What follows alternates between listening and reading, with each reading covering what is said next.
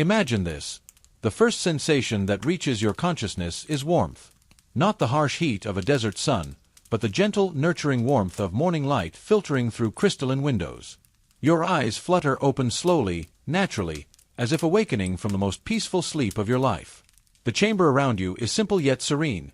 Cream-colored walls rise to meet a vaulted ceiling, and the soft sound of distant water features creates a melody that seems to harmonize with your very heartbeat. Your life as a Jedi, Segment 1, Arrival and Awakening. You lie upon a modest sleeping platform, covered by fabric that feels softer than anything you've ever known.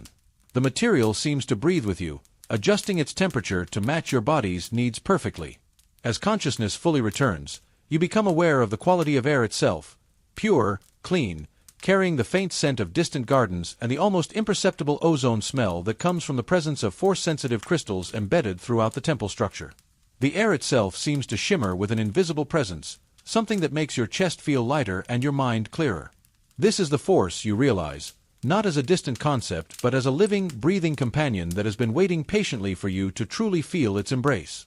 It flows through the room like a gentle current, touching every surface, every particle of dust dancing in the morning light, every fiber of the fabric that covers you. Rising slowly, you notice the weight of your body feels different here, not heavy with the burdens of your past life, but purposeful, centered. Your muscles feel refreshed despite the complete absence of the usual morning stiffness. The force seems to have worked on your body during sleep, aligning your energy centers, healing small injuries you didn't even know you had, preparing you for the journey ahead. Your feet touch the cool stone floor, and even this simple contact sends a gentle pulse of awareness through your being. The stone itself is alive with accumulated force energy, worn smooth by countless generations of Jedi who have begun their days in chambers just like this one. Through the floor, you can sense the vast foundation of the temple, roots of stone and crystal that sink deep into the planet's core, anchoring this place of peace in the living rock itself. The room contains only the essentials, yet each item has been chosen and placed with perfect intention. A small meditation cushion sits near the window, its surface worn smooth by use but still firm and supportive. The fabric covering it shifts color slightly as the light changes, moving through subtle shades of blue and silver that seem to promote calm and contemplation. Beside the cushion, a simple wooden bowl holds fresh water that sparkles with an inner light, water that has been blessed by countless meditations and carries the peaceful energy of the temple throughout its very molecules. A small wooden chest sits against one wall, its surface carved with intricate patterns that seem to shift and flow as you watch. The wood itself is from a tree that grew in the temple gardens, infused with force energy throughout its growth and shaped by artisans who understood that even the simplest furniture should serve the greater purpose of harmony and peace. Inside, are the few personal items you've brought to begin this new life, but somehow they seem less important now, mere echoes of who you used to be. Hanging on a wall hook, your first set of Jedi robes awaits. The robes are neither elaborate nor plain, but perfectly balanced between simplicity and dignity. As you lift them, the fabric flows like water through your fingers, and you sense the countless hands that have worn similar garments before you. The material itself seems to have been woven from threads that carry the dreams and aspirations of Padawans throughout the ages, each fiber holding a whisper of hope for the future. There's a weight to them that has nothing to do with their physical mass, the weight of tradition, of purpose, of belonging to something greater than yourself. As you slip them on, the robes seem to conform to your body perfectly, as if they were made specifically for you. The sensation is strange and wonderful. You feel simultaneously humbled by the tradition you're joining and elevated by the trust that has been placed in you. The inner layer of the robe is softer than silk, woven with threads that seem to glow with their own inner light. This layer rests against your skin like a gentle embrace, regulating your body temperature and somehow making you more aware of your own breathing, your own heartbeat, the flow of life energy through your body. The outer layer is more substantial, providing protection and dignity while still allowing complete freedom of movement. At your waist, you fasten a simple belt that holds your most precious possession, your training lightsaber. Though it lacks the power of a true Jedi's weapon, it represents everything you aspire to become. The metal is smooth and warm to the touch, and holding it, you feel a connection not just to the weapon itself, but to the ancient traditions of the order that stretches back thousands of years. The lightsaber seems to pulse with potential, waiting for the moment when you'll truly understand its purpose. The weapon's construction is elegant in its simplicity. The hilt fits perfectly in your hand, as if it grew there naturally. The activation stud is positioned exactly where your thumb falls when you hold the weapon in a comfortable grip. Even inactive, the lightsaber radiates a sense of balance and purpose that makes you understand why these weapons are considered works of art as much as tools of the Force. The morning light grows stronger, painting patterns of gold and silver across the chamber walls. The windows are not mere openings but carefully designed apertures that filter and direct the light in specific ways. As the sun moves across the sky, the light will create different patterns throughout the day, each one designed to promote different types of meditation and contemplation. Now, in the early morning, the light is gentle and welcoming, like the smile of a loving teacher. Through your window, you can see the vast expanse of the galactic city beyond, its traffic streams flowing like rivers of light between towering spires that stretch toward the clouds. The city never sleeps, its billions of inhabitants pursuing their daily lives in an endless dance of commerce, politics, and personal drama. Yet rather than feeling overwhelmed by its magnitude, you feel perfectly placed, as if this moment, this room, this beginning, is exactly where the Force intended you to be. The contrast between the peaceful chamber and the busy city beyond serves as a reminder of your purpose. You are training not to escape from the galaxy but to serve it, not to hide from its complexities but to help bring harmony to its chaos. The temple stands as a beacon of peace in the midst of the urban sprawl, and you are becoming part of that beacon, adding your own light to the illumination that guides travelers across the galaxy. As you prepare to leave the chamber for the first time, you pause at the threshold and look back. This simple room has been your chrysalis, the place where your old life ended and your new life as a Jedi began. Though you'll return here many times, you know that you're leaving as a different person than the one who entered. The Force has already begun its work on you, and there's no going back, only forward, into a future filled with purpose and possibility.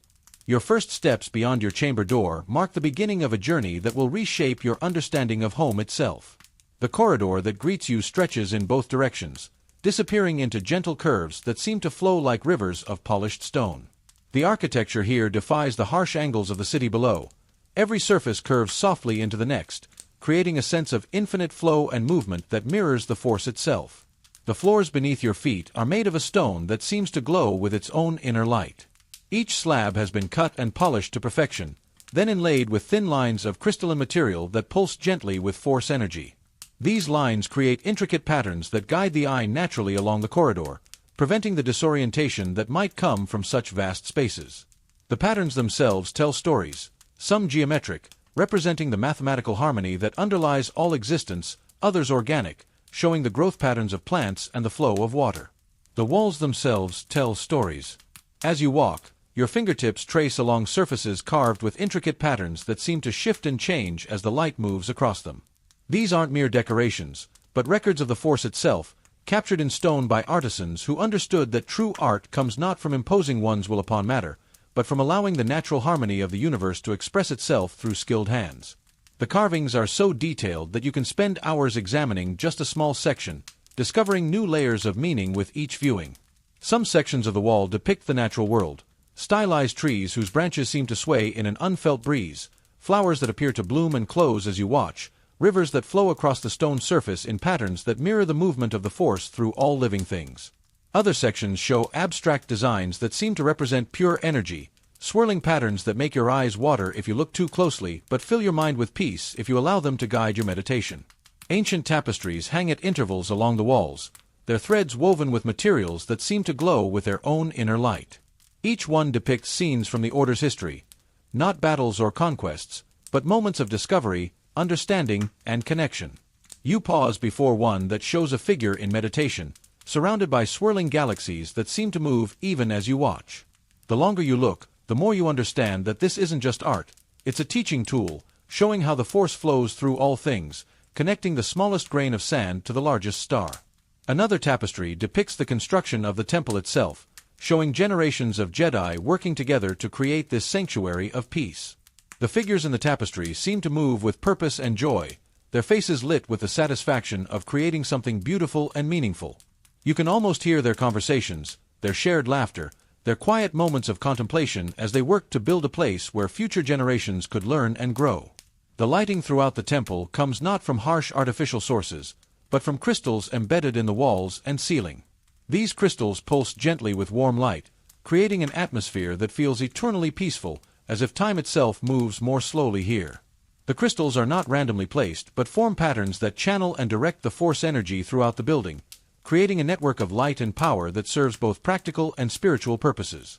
Each crystal is unique, cut and polished to refract light in specific ways. Some cast soft, diffuse glows that create gentle shadows and promote calm contemplation. Others focus their light into sharp, clear beams that illuminate specific areas where detailed work might be done. Still others seem to pulse in rhythm with the heartbeats of those who pass nearby, creating a subtle but noticeable connection between the temple and its inhabitants. The light seems to respond to your presence, growing slightly brighter as you approach, dimming gently as you pass, as if the temple itself is aware of your movement and wishes to guide your steps. This isn't imagination. The crystals are force-sensitive, responding to the life energy of those around them. The brighter glow that follows you is the temple's way of welcoming you, acknowledging your presence and your potential as a future guardian of peace.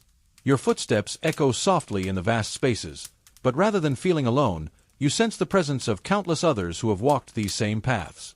The force carries whispers of their passage, not ghosts or spirits, but impressions of wisdom, dedication, and peace that have soaked into the very foundation of this place. Each step you take adds your own small contribution to this living history, your own hopes and dreams joining the accumulated aspirations of thousands of years.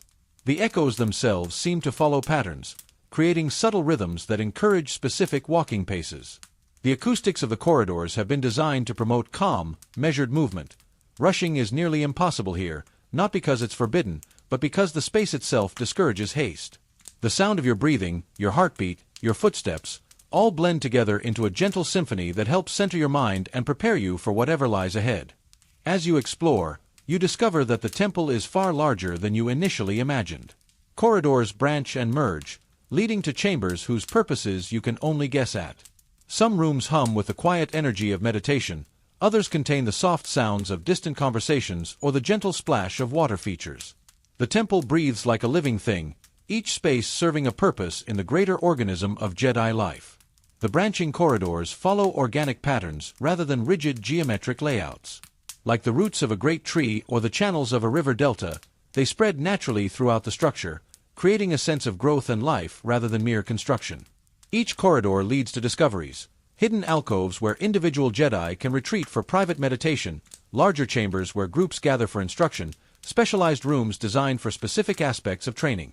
You pass doorways that lead to chambers filled with the soft chanting of Jedi at prayer, their voices blending in harmonies that seem to resonate with the Force itself.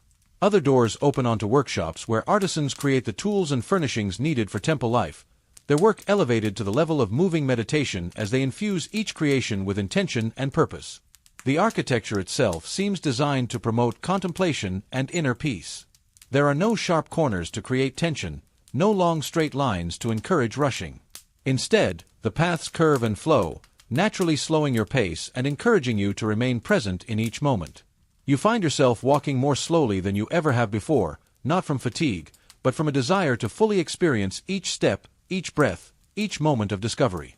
The curves and flows of the corridors serve another purpose as well. They direct the movement of force energy throughout the building, creating currents and eddies that pool in specific locations. These energy patterns have been carefully planned to enhance different types of activities. Areas designed for meditation are located in calm pools of force energy, while training areas are positioned in more dynamic currents that enhance physical activity and mental focus. Windows appear at regular intervals, but they're not mere openings in the walls. Each one frames a carefully composed view, a distant mountain peak, a pattern of clouds, a glimpse of the city's flowing traffic streams. These views serve as reminders of the larger galaxy beyond, but also as focal points for meditation, showing how the Force flows through all things, from the grandest cosmic structures to the smallest details of daily life. The windows themselves are works of art, their transparent panels cut and polished to enhance the views they frame. Some panels filter the light in specific ways, creating subtle color shifts that enhance the beauty of the scenes beyond. Others are designed to focus attention on particular details. A single tree in a distant garden, a formation of clouds that changes throughout the day, a section of the city where the traffic patterns create particularly beautiful light displays. Each window also serves as a teaching tool, showing different aspects of the Force at work in the galaxy. The mountain peak represents stability and endurance, the clouds show the constant flow of change, the city traffic demonstrates the interconnectedness of all life. These are not random views but carefully chosen perspectives that help students understand the philosophical principles that guide Jedi life. As you walk, you begin to notice other inhabitants of the temple. Figures in robes similar to yours move through the corridors with purpose and grace, their faces bearing the serene expressions of those who have found their place in the greater order of things. Some nod in greeting as you pass, their smiles warm and welcoming. Others seem lost in contemplation, their eyes focused on inner visions that guide their steps. The diversity of the temple's inhabitants is striking. Beings from dozens of different worlds walk the same corridors, their various species united by their shared commitment to the Force and to the ideals of peace and justice. Some are tall and elegant, others short and sturdy, some covered in fur or scales, others with skin that shifts color as they move. Yet all share the same sense of purpose, the same inner peace that comes from alignment with the Force. You pass groups of Padawans engaged in quiet conversation, their voices blending in harmonious discussion of philosophical questions or practical matters of training. Their conversations are marked by respect and curiosity rather than argument or competition. They listen to each other with genuine interest, building on each other's ideas rather than seeking to dominate or impress. This is how knowledge grows in the temple, not through competition but through cooperation, not through assertion but through exploration. The conversations you overhear touch on subjects you can barely comprehend: the nature of time and space, the relationship between consciousness and the Force, the ethical implications of precognition, the best methods for achieving perfect balance in lightsaber combat. Yet the speakers discuss these complex topics with the same casual ease that others might use to talk about the weather, their deep understanding worn lightly and without pretension. The meditation gardens exist in a space that seems to exist outside of normal time and space. You find yourself drawn here by something more than conscious choice. The Force itself seems to guide your steps along winding paths that lead through archways carved from living stone. The gardens stretch before you in terraced levels, each one containing different arrangements of plants, water features, and meditation areas designed to inspire specific types of contemplation. The path beneath your feet is made of small stones that have been worn smooth by countless footsteps over the centuries. Each stone has been individually placed according to principles that create harmony between the artificial and natural elements of the garden. The stones themselves seem to pulse with a gentle warmth, as if they've absorbed the peaceful energy of all who have walked this path before you. The pattern they form guides your steps naturally, creating a rhythm that helps center your mind and prepare you for the meeting ahead. Your master waits for you beside a fountain whose water flows upward in impossible spirals before falling back down in patterns that seem to follow the rhythm of your own breathing. They sit in perfect stillness, yet you sense an awareness that encompasses not just the garden, but the entire temple, the city beyond, and perhaps even the galaxy itself. Their posture is relaxed yet alert, demonstrating the perfect balance that you hope to achieve in your own training. Their robes are simple but impeccably maintained, the fabric flowing around them like liquid light.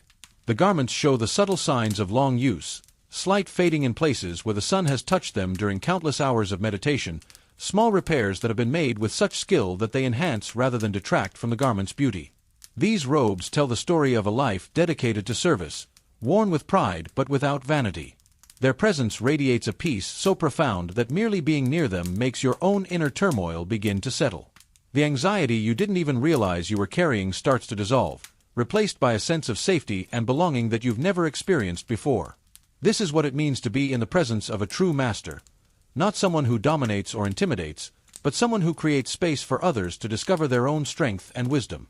When they speak, their voice carries the weight of years spent in contemplation and service, yet it remains gentle, never commanding but always inviting. Each word is chosen carefully, not for its cleverness or impressiveness, but for its ability to convey truth and understanding. They speak slowly, allowing each concept to sink in before moving to the next, understanding that true learning takes time and cannot be rushed. They explain that your training will not be about acquiring power or learning to dominate the Force, but about learning to listen, to understand, and to serve. The Force, they tell you, is not a tool to be wielded but a partner to be trusted, not a servant to be commanded but a teacher to be revered. This perspective challenges everything you thought you knew about what it means to be powerful, replacing the desire to control with the wisdom to cooperate. Your master's understanding of the Force is so deep that they speak of it not as an abstract concept, but as a living presence that participates in every conversation, every decision, every moment of existence. They describe the Force as being like a vast ocean. You can learn to swim in it, to navigate its currents, to find nourishment in its depths, but you must always remember that it is greater than you, older than you, and worthy of your respect and humility. Their approach to instruction reveals itself gradually. Rather than lecture, they ask questions that lead you to discover truths for yourself. When you struggle to understand a concept, they don't provide easy answers but instead guide you to experiences that will make the understanding bloom naturally from within. They understand that knowledge given too easily is often forgotten just as easily, but wisdom earned through personal discovery becomes a permanent part of who you are. The questions they ask are deceptively simple. What do you feel when you breathe? How does the air know to flow into your lungs? What connects you to the plant beside you? These questions seem almost childlike at first, but as you consider them seriously, they open doorways to understanding that you never knew existed. Each question is a key that unlocks a deeper level of awareness, leading you step by step toward the profound realization that you are not separate from the Force but are, in fact, one of its many expressions. They speak of the Force not as an abstract energy field, but as the living connection between all things, the love that binds the galaxy together, the wisdom that guides all growth, the peace that exists at the heart of even the most chaotic moments. Their words paint pictures in your mind of a universe where nothing is isolated, where every action ripples outward to touch everything else, where the smallest act of kindness can echo across the galaxy and the briefest moment of understanding can illuminate the darkest corner of existence. Your master's teaching style is patient and adaptive. They seem to sense exactly what you need to hear at each moment, adjusting their approach based on your responses and your level of understanding. When you seem overwhelmed, they slow down and provide simpler concepts. When you grasp something quickly, they deepen the lesson and challenge you to explore further. It's as if they can see directly into your mind and heart, understanding not just what you know but how you learn best. Your first lesson begins not with lightsaber forms or force techniques, but with simply sitting still. Your master guides you to a comfortable position on a cushion beside the fountain and instructs you to close your eyes and breathe. At first, this seems almost insultingly simple. Surely a Jedi's training should involve more dramatic activities. But as you settle into the rhythm of breathing, you begin to understand that this simplicity is itself profound. The cushion beneath you is perfectly positioned to take advantage of the garden's natural force currents. As you sit, you can feel the energy of the earth rising through the stone beneath, the energy of the air flowing around you, the energy of the plants reaching toward the sun.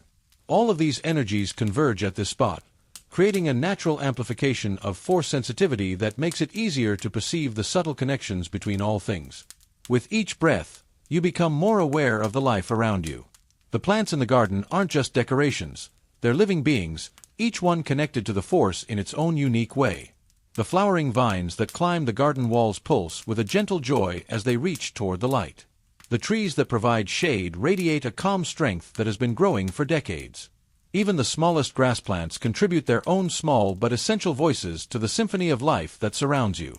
The water flowing in the fountain carries not just moisture but the very essence of life itself. You can sense its journey, from the deep wells beneath the temple, through the purification systems that infuse it with healing minerals, to this fountain where it dances in patterns that have been designed to promote peace and contemplation. The water remembers every place it has been, every life it has touched, every moment of joy and sorrow it has witnessed. The air you breathe has been shared by countless beings across the galaxy, creating an invisible web of connection that spans star systems. Each molecule of oxygen has been processed by plants on dozens of worlds, has been breathed by creatures you'll never meet, has carried the hopes and dreams of civilizations across the cosmos. In breathing, you become part of this vast network of life, adding your own hopes and dreams to the mix and receiving the accumulated wisdom of all who have breathed before you. Your master's voice becomes a gentle anchor as they guide you deeper into awareness. They teach you to sense the living force, not as something separate from yourself, but as the very foundation of your existence. You begin to understand that every thought, every emotion, every breath is part of a vast cosmic symphony, and that your role as a Jedi is not to conduct this symphony but to find your perfect place within it. The meditation deepens as your master guides you through different levels of awareness. First, you learn to sense the force in the immediate area around you, the plants, the water, the stones of the garden, the very air you breathe. Then your awareness expands to encompass the entire temple, feeling the presence of thousands of Jedi going about their daily activities, each one contributing their own unique note to the greater harmony. Your awareness continues to expand until you can sense the city beyond the temple, millions of beings living their lives, most of them unaware of the Force but all of them connected to it nonetheless. You feel their joys and sorrows, their hopes and fears, their daily struggles and small triumphs. Rather than being overwhelming, this expanded awareness brings a sense of profound compassion and understanding. You begin to see how your training as a Jedi serves not just your own growth but the well-being of all these beings. The lesson progresses naturally from breathing to sensing. With your master's guidance, you learn to feel the Force flowing through the plants around you, to sense the contentment of the fountain's water as it follows its eternal cycle, to perceive the quiet joy of the garden itself as it provides a space for contemplation and growth. These aren't abstract concepts but lived experiences that fill you with wonder and humility. Your master teaches you to distinguish between different types of Force energy. The energy of growing things feels different from the energy of flowing water, which feels different from the energy of stone and crystal. Each type of energy has its own characteristics, its own lessons to teach, its own gifts to offer. Learning to recognize these different energies is like learning to see colors where before you saw only light and shadow. As the lesson continues, your master shares wisdom about balance, not the precarious balance of opposing forces, but the dynamic balance of a life lived in harmony with the Force. They speak of how true strength comes not from fighting against the current of life, but from learning to flow with it while maintaining your own center. They explain that a Jedi's power lies not in the ability to bend the galaxy to their will, but in the wisdom to understand what the galaxy needs and the courage to provide it. The concept of balance, as your master explains it, is not about standing perfectly still but about moving gracefully with the ever-changing currents of existence. Like a skilled dancer who can adapt to any rhythm, a Jedi learns to respond to whatever the Force requires while never losing their own essential nature. This balance is not something you achieve once and then maintain forever. It's a continuous process of adjustment and readjustment, a dance that lasts for your entire life. Your master's own balance is evident in everything they do. They speak with authority but never arrogance, with confidence but never pride. They're serious about the training but never grim, focused on the future but never dismissive of the present moment. They embody the ideals they teach, showing you through their very presence what it means to live in harmony with the Force. The session concludes not with a dramatic revelation but with a simple truth. The Force has been with you all along, waiting patiently for you to stop looking for it outside yourself and recognize it as the very essence of who you are. Your master's gentle smile confirms what you've begun to understand, that this moment, this awareness, this connection, is what you've been seeking all your life. The training will continue, the lessons will deepen, but the fundamental truth has been revealed. You are not separate from the Force, you are the Force expressing itself through the unique vessel of your existence. The tour of the temple's most sacred spaces begins with your master leading you through corridors that seem to grow more peaceful with each step. The architecture here is older, more organic, as if the stone itself has been shaped by centuries of Force use rather than by conventional tools. The walls pulse with a gentle energy that makes your skin tingle and your heart rate slow to match some deeper, universal rhythm that flows through the very foundations of the temple. These corridors are different from the ones you explored earlier. The stone here has been worn smooth by countless touches, countless moments of reverence and connection. The walls themselves seem to glow with accumulated wisdom, as if the very atoms of the stone have been infused with the insights and realizations of thousands of Jedi who have walked these paths in search of deeper understanding. The first destination is the Great Meditation Chamber, approached through a series of smaller antechambers that gradually prepare the mind for the profound experience ahead. Each antechamber contains its own small meditation area, designed to help visitors release the concerns and distractions of daily life before entering the sacred space. The transition is gradual but noticeable. With each step, the outside world seems to fade away, replaced by an increasingly powerful sense of peace and centeredness. The Great Meditation Chamber itself is a vast circular room whose domed ceiling disappears into shadows high above. The ceiling is painted with patterns that seem to shift and move in the dim light, creating the illusion of looking up into a star-filled sky. The patterns are not random but follow mathematical principles that promote mental clarity and spiritual insight. Gazing up at them naturally induces a meditative state, as if the ceiling itself is a teacher guiding your consciousness toward higher levels of awareness. The floor is covered with hundreds of meditation cushions, each one positioned according to principles of Force harmony that create patterns visible only to those who have learned to see with more than their eyes. The cushions themselves are works of art, handwoven by generations of Jedi using fabrics that seem to glow with their own inner light. Each cushion has been blessed by countless meditations, infused with the peaceful energy of all who have sat upon it. The arrangement of the cushions creates a complex geometric pattern that serves multiple purposes. From above, the pattern resembles a vast flower in bloom, with each cushion representing a petal. This visual metaphor reminds meditators that they are part of something larger than themselves, individual expressions of a greater whole. The pattern also creates natural energy currents that flow through the room, enhancing the meditative experience and helping to synchronize the consciousness of all who gather here. Around the chamber's perimeter, water flows in channels carved directly into the stone floor. The water moves without sound, following paths that create geometric patterns when viewed from above. These patterns shift and change as you watch, never quite repeating, always beautiful.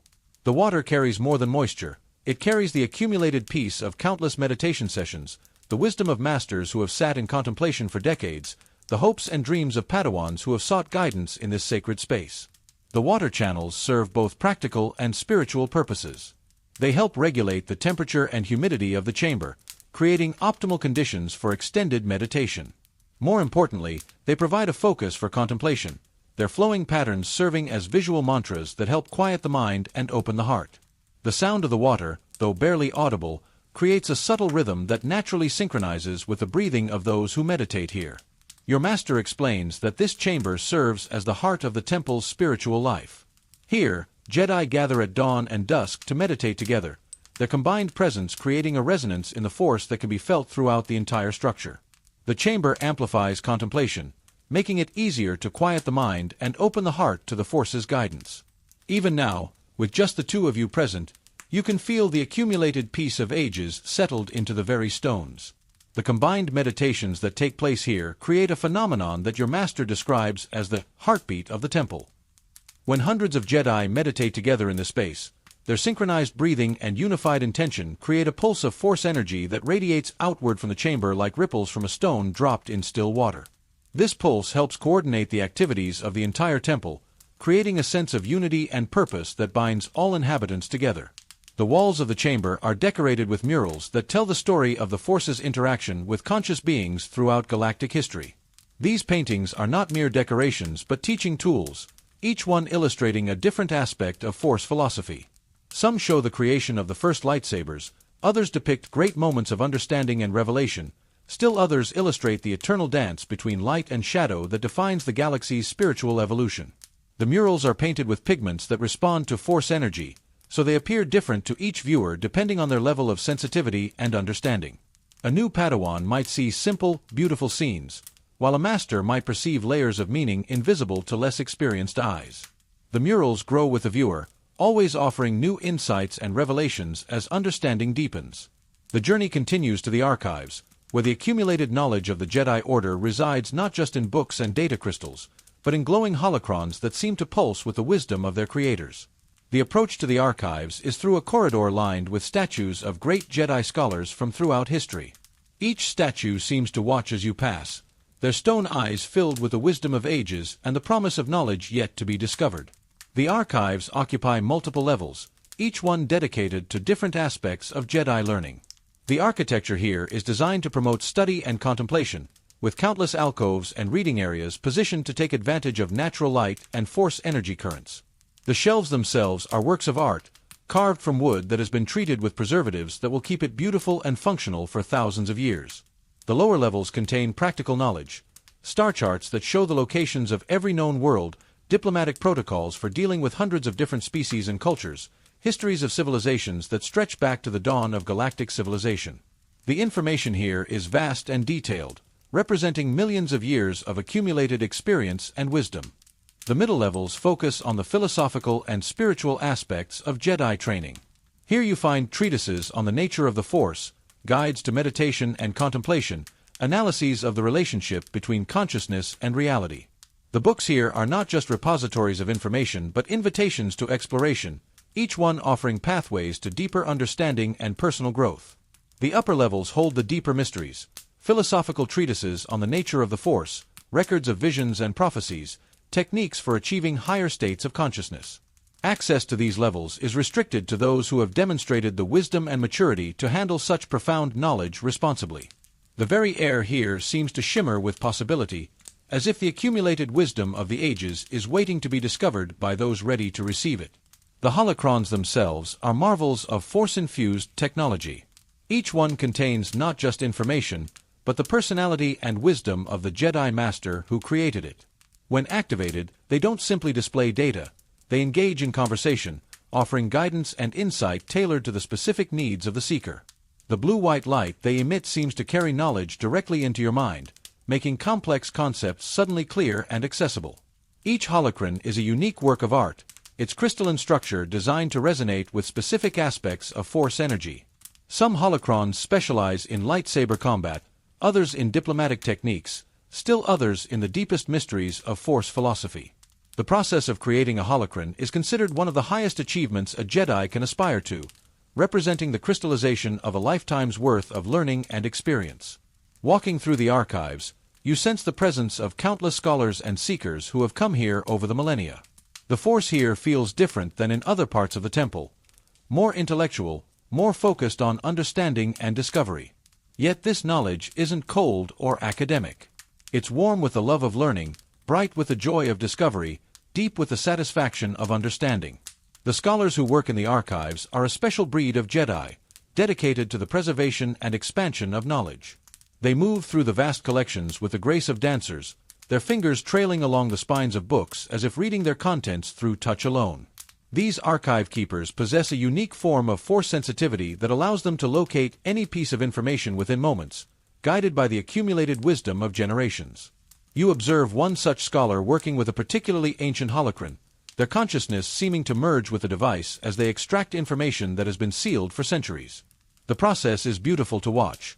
The scholar's face takes on an expression of profound concentration mixed with wonder, as if they're receiving a personal lesson from a long-dead master. Their fingers dance over the holocron surface, activating different facets of its crystalline structure to access layers of information that most would never even know existed. The crown jewel of your tour is the Room of 1,000 Fountains, a vast indoor garden that defies all logic and convention. The approach to this sacred space is through a series of increasingly lush corridors where the stone walls gradually give way to living rock, where crystal formations begin to appear, and where the air itself seems to sparkle with moisture and life energy. The chamber occupies multiple levels of the temple, with a ceiling that seems to stretch upward into infinity. The actual height is impossible to determine, as the upper reaches are shrouded in a gentle mist that glows with its own inner light. This mist is not artificially created, but forms naturally from the interaction of the countless water features with the Force energy that flows through the space. Natural sunlight filters down through crystalline panels that have been grown rather than manufactured, each one shaped by Force-sensitive artisans who worked in harmony with the crystal's natural growth patterns. The panels create patterns of light and shadow that dance across an impossible variety of plant life from across the galaxy, each beam of sunlight carrying exactly the right spectrum of energy to nourish the plants below. The fountains themselves are works of art that transcend the boundary between technology and nature. Some cascade down artificial cliffs carved from living rock, their waters falling in patterns that seem to defy physics as they spiral and twist through the air. Others bubble up from hidden springs in the floor, their waters enriched with minerals that have been drawn up from the planet's core through Force-guided geological processes. Still others flow upward in defiance of gravity, their waters dancing in helical patterns that seem choreographed by the Force itself. These upward-flowing fountains are maintained not by mechanical pumps but by the concentrated intention of the Jedi who tend the gardens, they will harmonizing with the natural Force currents that flow through the space. The sound of all this water creates a symphony that's never quite the same twice, a constantly evolving composition that serves as the garden's soundtrack. The acoustics of the chamber have been designed to blend all these individual sounds into a harmonious whole, creating a natural sound environment that promotes deep relaxation and spiritual contemplation. The plant life here represents thousands of worlds and ecosystems, each one carefully chosen not just for its beauty but for its spiritual significance and its ability to enhance the Force sensitivity of those who spend time in its presence. Towering trees from ancient forest worlds create a canopy overhead, their branches intertwining in patterns that seem to mirror the flow of the Force itself. These trees are not just decorations but living monuments to the worlds they came from, carrying within their cellular structure the memories and wisdom of entire ecosystems. At ground level, delicate flowering vines from desert planets add splashes of color that change with the seasons and the time of day. These plants have adapted to the garden's unique environment, their flowers blooming in response to the emotional states of the Jedi who tend them. During times of peace and contemplation, the flowers display soft, calming colors. During periods of training or celebration, they burst forth in brilliant displays of vibrant hues. Some plants glow with bioluminescence, their light pulsing in rhythm with the force currents that flow through the garden. These plants serve as living indicators of the space's spiritual health, their brightness and color patterns reflecting the harmony or discord of the force energies in the area. Skilled gardeners can read these patterns like a language, understanding the needs of the garden and the emotional states of its visitors. Others release fragrances that change with the time of day, creating a natural aromatherapy system that helps regulate the biorhythms of the temple's inhabitants. The morning scents are fresh and energizing, helping to awaken the mind and prepare for the day's activities. Midday fragrances are balancing and centering, providing stability during the busy hours of training and work. Evening scents are calming and restorative, helping to promote deep sleep and meaningful dreams. A few plants seem to respond to the presence of force users by leaning toward them or brightening their colors, creating a visible manifestation of the connection between all living things.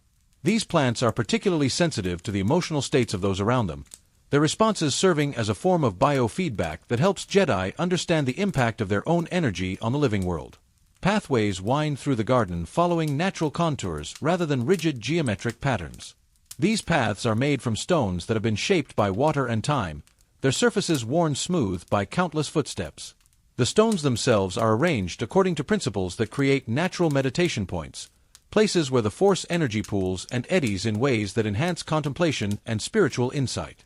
The paths are designed to encourage slow, contemplative walking, with the spacing of the stones naturally creating a pace that promotes mindfulness and awareness. Walking these paths becomes a form of moving meditation, each step a conscious choice to remain present and connected to the force. Benches and meditation spots are positioned at points of particular beauty or significance throughout the garden. Each seating area has been placed to take advantage of specific views or energy currents, creating natural classrooms where masters can teach and students can learn. Some benches face waterfalls whose patterns change with the seasons, others overlook pools where exotic fish swim in patterns that seem to mirror the movements of distant galaxies. The meditation spots are equipped with cushions that have been woven with threads that respond to force energy, becoming more comfortable and supportive as the user's meditation deepens. The cushions seem to mold themselves to each individual's body, providing perfect support for extended periods of contemplation. Some paths lead to hidden alcoves where individual Jedi can sit in solitude, surrounded by plants and water features that create natural barriers of sound and sight. These private spaces are essential for the deeper forms of meditation that require complete isolation from distraction. Each alcove is unique, designed to provide a specific type of environment for different forms of spiritual practice. Other paths open into larger spaces where groups can gather for instruction or ceremony. These areas are natural amphitheaters where the acoustics and energy flows create perfect conditions for group activities. The largest of these spaces can accommodate hundreds of Jedi, yet the design ensures that even those in the back can clearly hear and feel connected to what's happening at the center. Your master explains that the garden serves multiple purposes within the temple. It's a place of meditation and retreat, where Jedi can come to remember their connection to the living force. The very act of spending time among so many diverse forms of life serves as a powerful reminder of the galaxy's incredible diversity and the force's presence in all living things. The garden also serves practical purposes, providing food and medicinal plants for the temple's needs. The fruits and vegetables grown here are infused with force energy, making them more nourishing than ordinary food. The medicinal plants are carefully tended by healers who understand how to enhance their natural properties through force-guided cultivation. But perhaps most importantly, the garden serves as a reminder that the force flows through all living things, creating connections that span the galaxy and binding all life together in an intricate web of interdependence. Every plant, every drop of water, every breath of air participates in this vast network of life, and spending time in the garden helps Jedi understand their place within this greater whole. The garden also serves as a living laboratory where Jedi can study the Force's interaction with biological systems. Students of the living force spend countless hours here, learning to sense the subtle energies that flow through plants and animals, understanding how consciousness and life energy interact to create the rich tapestry of existence. As you walk through the garden, you become aware of the temple guards, silent figures in traditional masks and robes who move through the space with perfect awareness and grace. They're not intrusive or threatening, but rather seem to be part of the garden itself, as natural and necessary as the trees and fountains. Their presence creates a sense of safety and continuity, reminding you that the temple has been protected and preserved through countless generations of dedicated service. The temple guards are a mystery to most inhabitants of the temple, their identities hidden behind ceremonial masks, their duties carried out in silence. They represent the temple's connection to its most ancient traditions, guardians of secrets and protectors of sacred spaces. Their very presence seems to add weight to the significance of the places they protect. You notice that the guards move through the garden with an almost supernatural awareness of their surroundings. They seem to know where every plant is located, where every water feature flows, where every path leads. Their movements are perfectly coordinated with the natural rhythms of the space, as if they've become extensions of the garden itself. The tour concludes in a small alcove overlooking the garden's central fountain, where you and your master sit in comfortable silence. The fountain here is different from the others. Older, more complex, its waters flowing in patterns that seem to tell stories of the temple's long history. The sound of the water creates a natural mantra, a repetitive rhythm that helps quiet the mind and open the heart to deeper understanding. The alcove itself is carved from a single piece of stone that has been shaped by both artificial tools and natural forces. The surface is smooth and warm to the touch, polished by countless hands over the centuries. Sitting here, you can feel the accumulated peace of all who have used this space for contemplation, their collective wisdom seeming to flow into your consciousness like water into a vessel. The peace here is so profound that words seem unnecessary. You understand now that the temple is more than just a building. It's a living embodiment of the Force itself, a place where the ideals of the Jedi Order have been given physical form. Every stone, every plant, every drop of water serves the greater purpose of creating an environment where wisdom can flourish, where peace can grow, and where the next generation of Jedi can learn to serve the galaxy with compassion and strength. The view from this alcove encompasses the entire garden, showing you the full scope of this miraculous space. You can see the various levels and terraces, the different ecosystems that have been brought together in harmony, the countless paths that lead to discovery and understanding. The sight fills you with a sense of awe and gratitude, understanding that you are privileged to be part of this ancient tradition. The Force flows through everything here, connecting each element to every other element, creating a harmony that serves as both sanctuary and school. You can feel the energy moving through the water, pulsing through the plants, flowing through the stones beneath your feet. This energy connects you to every other being in the temple, to every form of life in the garden, to the vast network of consciousness that spans the galaxy. This is where you will learn, where you will grow, and where you will discover what it truly means to be a Jedi. The journey has only just begun, but already you feel the temple becoming part of you, just as you are becoming part of it. The Force has brought you here for a purpose, and every moment of your training will help you understand what that purpose is. The silence stretches on, but it's not empty. It's full of potential, full of possibility, full of the promise of the journey ahead. You are no longer the person who entered the temple this morning. You are becoming something new, something greater, something that will serve the galaxy with wisdom and compassion. The Force flows through you, connecting you to all life, all consciousness, all existence. You are part of something vast and beautiful and eternal, and your journey as a Jedi has truly begun. Segment 2. Daily Life in the Magical World. Your day begins before dawn with meditation. The temple's highest spires pierce the darkness above the endless cityscape, offering a sanctuary where silence reigns supreme. Here, in these sacred chambers, you begin each day not with alarm clocks or rushing, but with stillness. The very air feels different at this altitude, thinner, purer, charged with the accumulated wisdom of generations.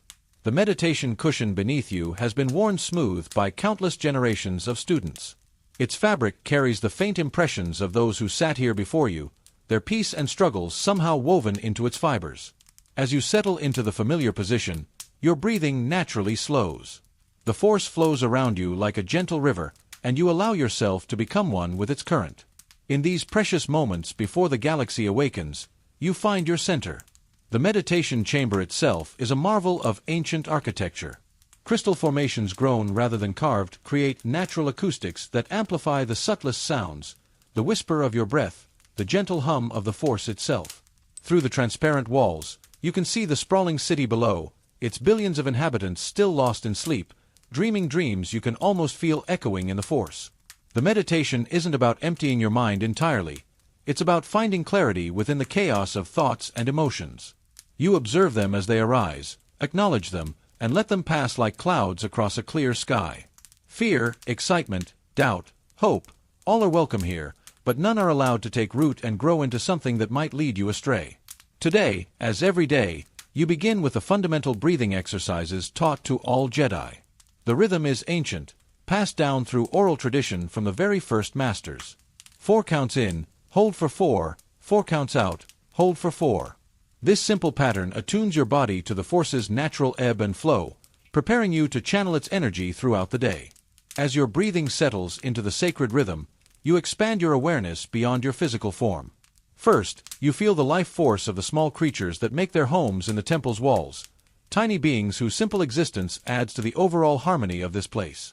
Then, gradually, you extend your perception to encompass the other students in meditation throughout the temple, their minds creating a collective pool of peace. The Force reveals itself differently to each person, but for you, it manifests as a warm, golden light that seems to emanate from everywhere and nowhere at once. This morning, you sense something new in its flow, a whisper of events yet to come, a sense that today will bring important lessons. You don't try to grasp these visions, knowing that attachment to outcomes can cloud judgment. Instead, you simply acknowledge what the Force shows you and let it guide your preparations. As the first rays of sunlight begin to filter through the temple's crystal windows, you slowly open your eyes. The transition from inner contemplation to outer awareness is gradual, deliberate. You've learned that rushing this process is like trying to force a flower to bloom. It only damages what should unfold naturally.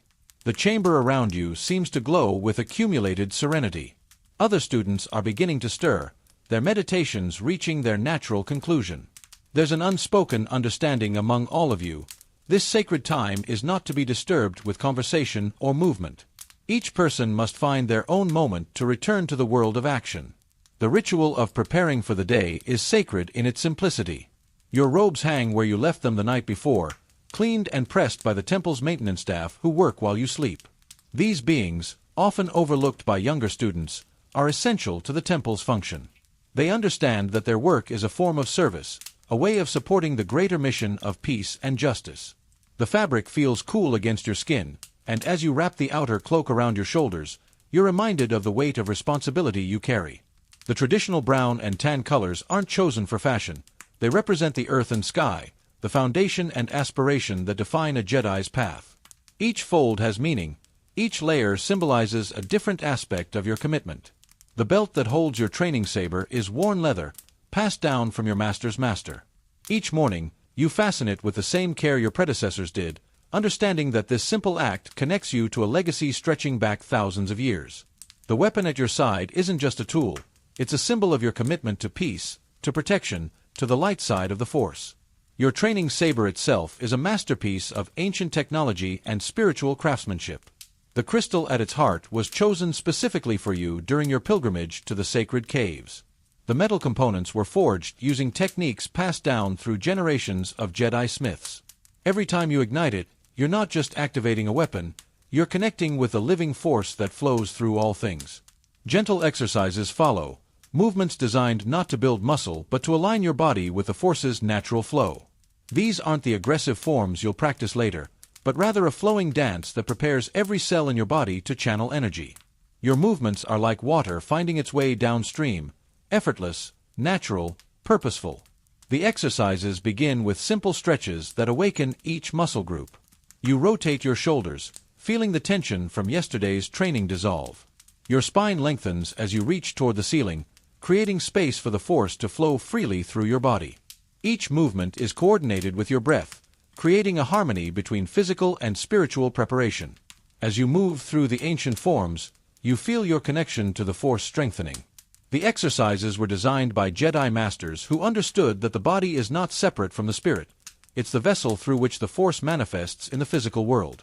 By preparing your body with care and intention, you're preparing yourself to serve others more effectively. The final exercise is a moment of gratitude. Standing in the center of your chambers, you extend your awareness to encompass the temple, the city, the planet, and beyond. You feel the interconnectedness of all life, the web of relationships that binds every being in the galaxy. This perspective reminds you that your individual journey is part of something infinitely larger and more important. The temple's dining halls at dawn are places of quiet communion. The architecture here is designed to promote peace and reflection. High ceilings that echo softly, natural lighting that changes gradually as the sun rises, and long tables that encourage community while respecting individual space. Other Padawans sit at these tables, some still rubbing sleep from their eyes, others already alert and ready for the day's challenges. The breakfast is simple but carefully prepared. Fruits grown in the temple's gardens carry the concentrated life force of plants nurtured with force-enhanced techniques. The grain porridge provides sustained energy, its ingredients sourced from agricultural worlds where farmers practice sustainable methods aligned with Jedi principles. The warm beverage that accompanies the meal contains herbs known to enhance mental clarity and emotional balance. Conversation is minimal but meaningful. A nod of acknowledgement to a fellow student, a smile shared with someone struggling with a difficult lesson, a moment of silent support offered to a friend facing their trials. These small interactions weave the fabric of community that makes the temple more than just a school, it makes it a home. The dining hall staff, like all temple workers, understand that their role is sacred. They serve not just food, but nourishment for body and spirit. The care they put into every meal is a form of meditation, a way of expressing their dedication to the Jedi path. Their presence reminds you that there are many ways to serve the Force, and not all of them involve carrying a lightsaber. As you eat, you practice mindful consumption. Each bite is experienced fully, the texture, the flavor, the way the food nourishes your body. This isn't just about proper nutrition. It's about maintaining awareness of the gift of life that sustains you. The plants and grains that become your breakfast gave their lives so that you might live and serve others. The morning's formal training begins in the halls dedicated to the peaceful arts. These chambers are architectural marvels, their walls inscribed with the fundamental principles of the Jedi Code. The floors are polished to a mirror finish, not for vanity, but to help students observe their own movements and maintain proper form. Here, lightsaber forms are practiced not as preparation for battle, but as moving meditation. Your instructor, a serene master who has spent decades perfecting these forms, guides you through each movement with patient precision. Master Kira has silver hair that moves like liquid mercury as she demonstrates the techniques, and her eyes hold the depth of someone who has seen both the best and worst the galaxy has to offer. "Feel the force flow through your arms," she says, her voice barely above a whisper. The blade is not separate from you. It is an extension of your will, your peace, your connection to all living things. The weapon in your hands hums with a gentle vibration, its energy blade casting soft light on the polished floor. The sound is unique to each saber, a harmonic frequency that resonates with the crystal at its heart.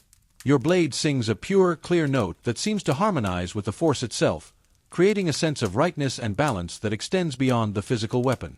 The form-eye movements you practice are deliberate and flowing. Unlike the aggressive techniques used in combat, these exercises focus on maintaining inner calm while moving with purpose. Each strike is delivered with controlled force, each block performed with minimal effort. The goal isn't to overpower an imaginary opponent, but to move in perfect harmony with the Force's natural flow. As you progress through the basic sequences, Master Kira offers gentle corrections. "Your shoulder is carrying tension," she observes, placing a light hand on the affected area. "Tension blocks the Force's flow. Release it, and let the energy move freely through your body." Her touch is warm and reassuring, and you feel the knot of stress dissolve under her guidance. The exercises become more complex as the session progresses. You learn to move the lightsaber in patterns that seem to defy gravity, the blade tracing geometric forms in the air that correspond to ancient symbols of peace and harmony. These aren't random movements, they're based on mathematical principles that reflect the underlying order of the universe. You begin to understand how a Jedi can be both a warrior and a peacekeeper. The same skills that could end a life can also preserve it, protect it, nurture it. This duality is not a contradiction but a profound truth about the nature of power and responsibility. The lightsaber becomes a tool of creation rather than destruction, its energy channeled through movements that promote harmony rather than conflict. The diplomatic training sessions that follow are perhaps even more challenging than the physical exercises. The simulation chambers can recreate any environment in the galaxy, from the crystal caves of Ilum to the political chambers of Coruscant. Today, you find yourself in a recreation of a neutral space station where two species are attempting to negotiate a trade agreement that has been stalled for months. Your instructors present you with scenarios based on real conflicts resolved by Jedi mediators throughout history. The holographic participants are programmed with authentic cultural responses, emotional patterns, and political motivations. The Crolian delegate is suspicious of outsiders, his tentacles writhing with barely contained anxiety. The Twi'lek representative maintains a facade of calm, but you can sense the desperation beneath her composed exterior. You practice active listening, learning to hear not just what beings say, but what they're afraid to say. Fear often drives conflict, and identifying those fears is the first step toward addressing them. The Crolian suspicion stems from a history of exploitation by more technologically advanced species. The Twi'lek's desperation comes from her planet's urgent need for the resources under negotiation. The breakthrough comes when you help both parties recognize their common ground. Both species value family and community above individual gain. Both have suffered from the predations of aggressive neighbors. By reframing the negotiation in terms of mutual protection and shared values, you help them see each other as potential allies rather than adversaries. Master Jorek, who oversees the diplomatic training, nods approvingly as the holographic beings shake hands, or in the Crolian's case, intertwine tentacles. "Well done," he says. "You found the emotional truth beneath the political posturing." This is the essence of Jedi mediation, helping beings remember their shared humanity regardless of their physical form. The art of force healing draws you to the temple's medical wing, where injured beings from across the galaxy come seeking treatment. The halls here are filled with soft light and the gentle sound of healing music, composed specifically to promote cellular regeneration and emotional comfort. The air carries the scent of medicinal herbs and the clean, sterile smell of advanced medical technology. Today's patients include a young human who fell from a construction scaffold, an elderly Duros suffering from a degenerative neural condition, and a Wookiee cub who was injured in a speeder accident. Each case presents different challenges, requiring different approaches to healing. Under the guidance of Master Healer Nyara, you learn to adapt your techniques to each patient's unique physiology and emotional needs. The human's injuries are straightforward, broken bones and torn muscles that respond well to traditional force healing. You place your hands on the injured area and feel the force flow through you into the damaged tissue. The sensation is indescribable. It's as if you become a conduit for the very essence of life, channeling the force's healing properties into damaged cells. As you work, you feel the patient's pain as if it were your own. This isn't just empathy, it's a direct connection through the force that allows you to understand exactly what needs to be healed. The broken bone begins to knit itself together, the torn muscle fibers finding their proper alignment. The patient's relief flows back to you, creating a cycle of healing that benefits both of you. The Duros elder's condition is more complex. The neural pathways affected by his disease don't respond to simple healing techniques. Instead, you must work with Master Nyara to strengthen the healthy neural connections while carefully removing the damaged ones. The process is delicate, requiring precise control of the force to avoid causing further harm. The Wookiee cub presents an entirely different challenge. His species' physiology is robust, but his emotional trauma from the accident has created energetic blockages that prevent natural healing. You must first soothe his fears, using the force to project calm and safety. Only when his emotional wounds begin to heal can you address the physical injuries. Your studies in galactic history reveal patterns that repeat across cultures and centuries. In the temple's vast library, you access records of conflicts dating back thousands of years.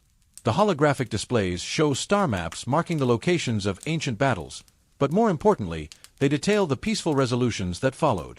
Master Voss, the temple's chief historian, guides you through these records with the enthusiasm of someone who has spent their life studying the past to improve the future.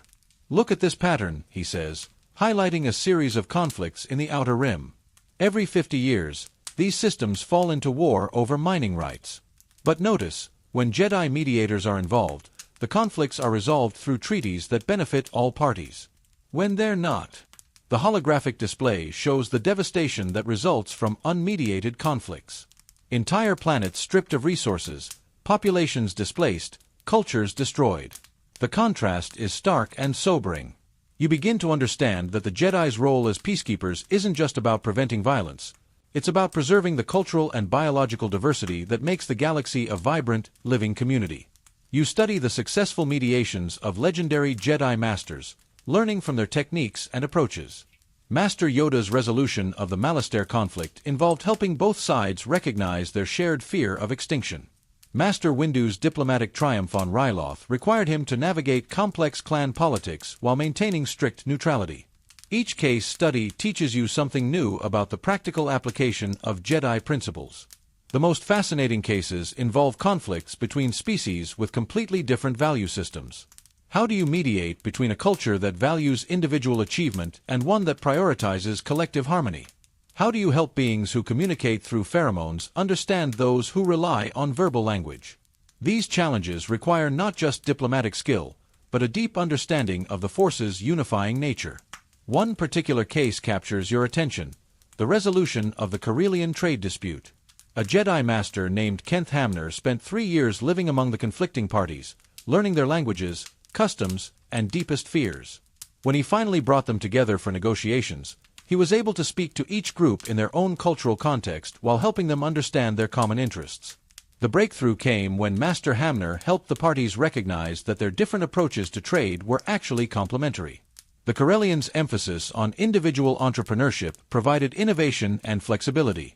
The Solonians' focus on collective decision-making ensured that agreements were honored and sustainable. By combining these approaches, they created a trade system that was both dynamic and stable. The archives represent the accumulated wisdom of the Jedi Order, stretching back to the earliest days of the Republic. As you enter these hallowed halls, the weight of knowledge surrounds you like a living presence. The architecture here is designed to inspire reverence: soaring ceilings that seem to reach toward infinity, floating platforms that provide quiet spaces for contemplation, and the soft glow of countless holocrons creating an atmosphere of sacred learning. The holocrons themselves are marvels of ancient technology and spiritual achievement. Each one contains the essence of a Jedi Master who has passed into the Force, their knowledge and wisdom preserved in crystalline matrix that can interact with living students. The holocrons glow softly on their pedestals, responding to the Force sensitivity of those who approach them. Some remain dim, their teachings meant for more advanced students. Others pulse with warm light, eager to share their knowledge with someone ready to receive it. Today, you're drawn to a holocron that pulses with gentle blue light. As you approach, it opens like a flower, revealing the holographic image of Master Thon, a legendary Jedi who lived over 4,000 years ago. His reptilian features are kind and wise, his voice carrying the authority of someone who has seen the rise and fall of civilizations.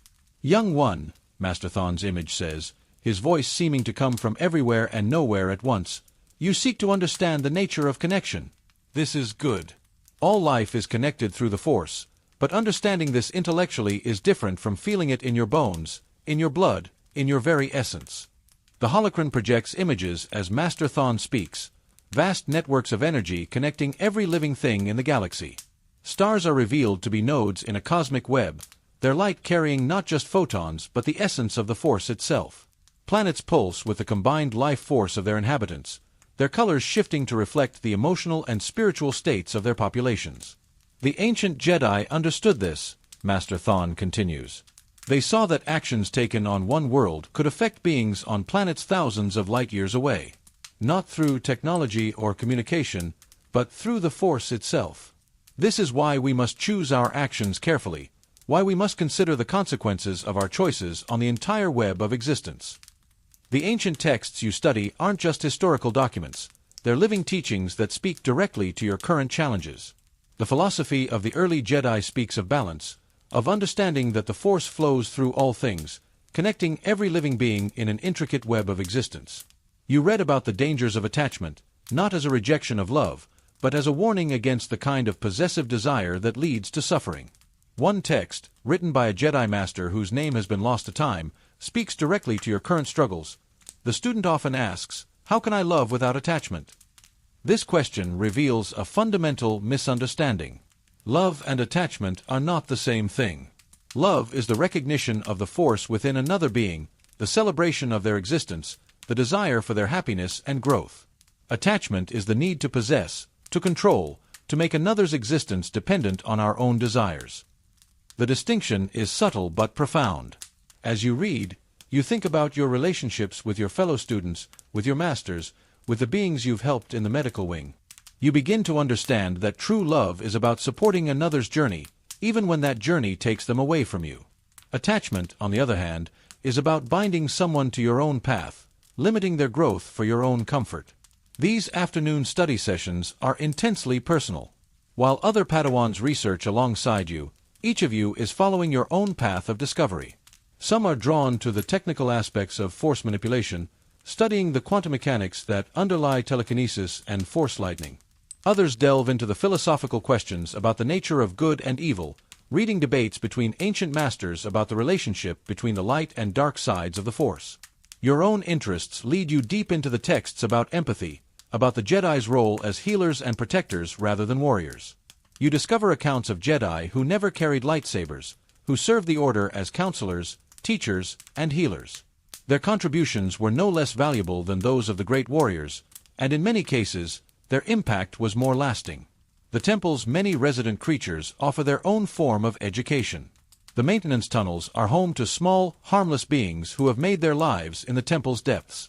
These creatures, mouse-like beings called temple mice, crystalline entities that feed on electrical energy, and other species that have adapted to life in the ancient structure, represent a form of symbiosis with the Force. Learning to communicate with them requires patience and humility. These creatures don't speak in words, but in emotions, in images, in the pure language of the Force itself. Sitting quietly in the garden courtyards, you extend your awareness to the tiny minds around you. A bird landing on the fountain shares its simple joy in the cool water. A small rodent foraging in the bushes radiates contentment at finding seeds. The temple mice are particularly fascinating. They've lived in the temple for so long that they've developed a rudimentary Force sensitivity.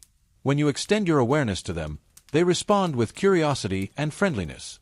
One particularly bold mouse even approaches you directly, its tiny mind projecting images of the hidden passages it uses to navigate the temple. These seemingly insignificant interactions teach you profound truths about the nature of consciousness and the universality of the Force. The mouse's simple pleasure in finding food is the same emotion, fundamentally, as your own satisfaction in mastering a difficult lesson. The bird's joy in bathing is connected to your own happiness in serving others. All consciousness is connected, all experience is shared at the deepest level. The temple's gardens are masterpieces of ecological design, where every plant has been chosen not just for beauty, but for its role in the greater ecosystem. These aren't just decorative spaces, they're living laboratories where students can observe the principles of balance and harmony in action. The gardens produce food for the temple community, medicine for the healing halls, and examples of successful cooperation between different species. Tending these gardens teaches you about patience, about the slow work of nurturing growth, about the delicate balance required to maintain harmony in a complex system. Today, you're assigned to work in the orchid greenhouse, where dozens of species from across the galaxy create a riot of color and fragrance. The orchids require different care depending on their homeworld origins. The Alderaanian varieties prefer cool, moist conditions, while the Tatooine desert orchids thrive in dry heat. Learning to provide the right environment for each species teaches you about the importance of understanding individual needs while maintaining overall harmony. As you water the flowering vines or prune the fruit trees, you feel the Force flowing through the root systems, connecting each plant to every other plant in an underground network of communication. The trees share nutrients with struggling seedlings, the flowers coordinate their blooming to attract pollinators, and the entire ecosystem adjusts to changing conditions as a single, living entity. The work is meditative, requiring full presence and attention. You must feel for the plant's needs through the Force, understanding when it needs water, when it needs rest, when it needs pruning to encourage growth. This direct connection with living things deepens your understanding of the Force's nature as the binding energy of life itself. The telekinesis practice sessions are exercises in precision and control. Rather than moving heavy objects to demonstrate power, you work with delicate items that require the lightest touch. The training room contains a series of challenges designed to test different aspects of Force manipulation, lifting a single petal without damaging it, moving a droplet of water without disturbing the surface tension, guiding a soap bubble through an obstacle course without popping it. These exercises teach you that true strength lies not in raw power, but in the ability to apply exactly the right amount of force at exactly the right moment. You learn to feel the Force flowing through the objects you manipulate, to understand their essential nature, to work with them rather than against them. The most challenging exercise involves a room filled with floating feathers. Your task is to guide specific feathers to designated locations while leaving all the others undisturbed. The feathers are so light that even the air currents created by your breathing can send them spinning off course. Success requires absolute stillness of mind and body, perfect control of the Force, and an understanding of the complex air dynamics within the room. As you work, you begin to understand that telekinesis isn't about imposing your will on objects. It's about becoming one with them, understanding their nature so completely that moving them becomes as natural as moving your own hand. The feather you're guiding isn't separate from you. It's an extension of your consciousness, connected to you through the Force. As the sun sets over Coruscant, painting the sky in shades of gold and crimson, the temple's community gathers for evening reflection. The day's lessons weigh differently on each student.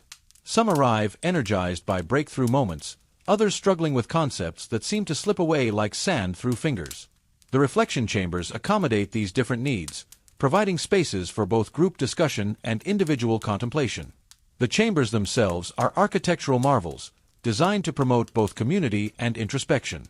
The walls are made of a special crystal that responds to the emotional state of those within, subtly shifting color to reflect the overall mood of the group. Tonight, the walls glow with warm amber light, indicating a general sense of contentment and peaceful reflection. In the circular chambers designed for group sharing, you and your fellow Padawans sit in comfortable silence before anyone speaks. The seating is arranged in concentric circles, with younger students in the center and more advanced Padawans on the outer rings. This arrangement allows for wisdom to flow from the experienced to the new, while ensuring that everyone's voice can be heard. The tradition is that insights shared here belong to the entire community. There's no competition, no judgment, only the collective desire to understand and grow. The evening sharing is guided by Master Luminara, whose gentle presence encourages even the most reserved students to participate. When you do speak, it's about the moment during healing practice when you first truly felt another being's pain as your own. The experience was overwhelming, frightening, but also profoundly connecting. You describe how the barriers between self and other seemed to dissolve, how you experienced the patient's relief as if it were your own healing. Other students nod in understanding. They've had similar moments of breakthrough and vulnerability. Padawan Kira shares her experience with the temple mice, describing how their simple joy in finding food helped her understand the universal nature of happiness.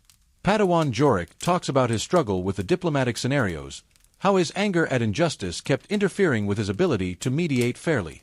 A fellow Padawan named Zara shares her struggle with anger during diplomatic training. The scenario involved a species that had enslaved her people, and despite knowing it was just an exercise, she found herself filled with rage. The memory of her grandmother's stories about the occupation came flooding back, and she found it impossible to maintain the neutral stance required for effective mediation. The group listens without judgment, offering gentle suggestions about techniques for processing difficult emotions. Master Luminara speaks about the importance of acknowledging these feelings rather than suppressing them, about finding ways to honor the pain of the past while remaining open to the possibility of healing and forgiveness. Your anger is valid, Master Luminara says, her voice carrying the warmth of genuine compassion.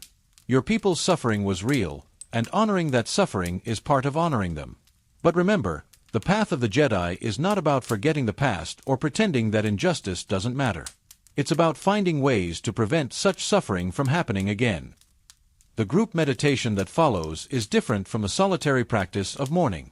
Here, dozens of minds join together in peaceful contemplation, creating a pool of collective calm that is greater than the sum of its parts. You feel your consciousness expanding, touching the edges of your fellow students' awareness, sharing in their peace while offering your own. The experience is profound and transformative. Individual concerns seem less important when viewed from the perspective of the group's collective wisdom. Personal struggles that seemed insurmountable become manageable when shared with others who understand the path. The group meditation creates a sense of unity that transcends individual differences, reminding everyone present of their shared commitment to peace and service. As the meditation deepens, you begin to sense the presence of Jedi throughout the galaxy. Other students in other temples, masters on distant missions, and even those who have passed into the Force. The connection is subtle but real, a reminder that the Jedi community extends far beyond the walls of any single temple. The evening meal is a time of comfortable community. Unlike the quiet breakfast, dinner conversations flow freely. The dining hall comes alive with the sound of gentle laughter, philosophical discussions, and the sharing of stories from the day's training. The atmosphere is warm and welcoming, a stark contrast to the formal instruction halls. You discuss philosophical questions that arose during the day's studies, sharing different perspectives on the nature of balance and the challenges of maintaining peace in a galaxy prone to conflict. The conversations range from practical matters, how to mediate between species with completely different value systems, to profound questions about the nature of the Force itself. One discussion centers on the question of whether the Force has a will of its own or whether it simply reflects the collective consciousness of all living beings. Some students argue that the Force is a passive energy field that responds to the intentions of those who use it. Others contend that it actively guides events toward greater harmony and balance. The food itself is simple but nourishing, prepared by temple staff who understand that feeding the body is as important as feeding the spirit. Fresh vegetables from the gardens carry the concentrated life force of plants nurtured with force-enhanced growing techniques. Grains from Republic agricultural worlds provide sustained energy, while proteins from ethical sources ensure that no suffering was involved in their production. The temple's cooks are artists in their own right, creating meals that nourish both body and spirit. Tonight's dinner includes a soup made from vegetables grown in the temple's gardens, bread baked from grains that were blessed by Jedi farmers, and a dessert made from fruits that were harvested with gratitude and respect for the plants that provided them. As the evening draws to a close, you feel the deep satisfaction that comes from a day well lived. The challenges you faced, whether in mastering a new technique, understanding a difficult concept, or simply maintaining your center during a moment of frustration, have all contributed to your growth as a Jedi and as a person. The conversations gradually quiet as students begin to prepare for sleep.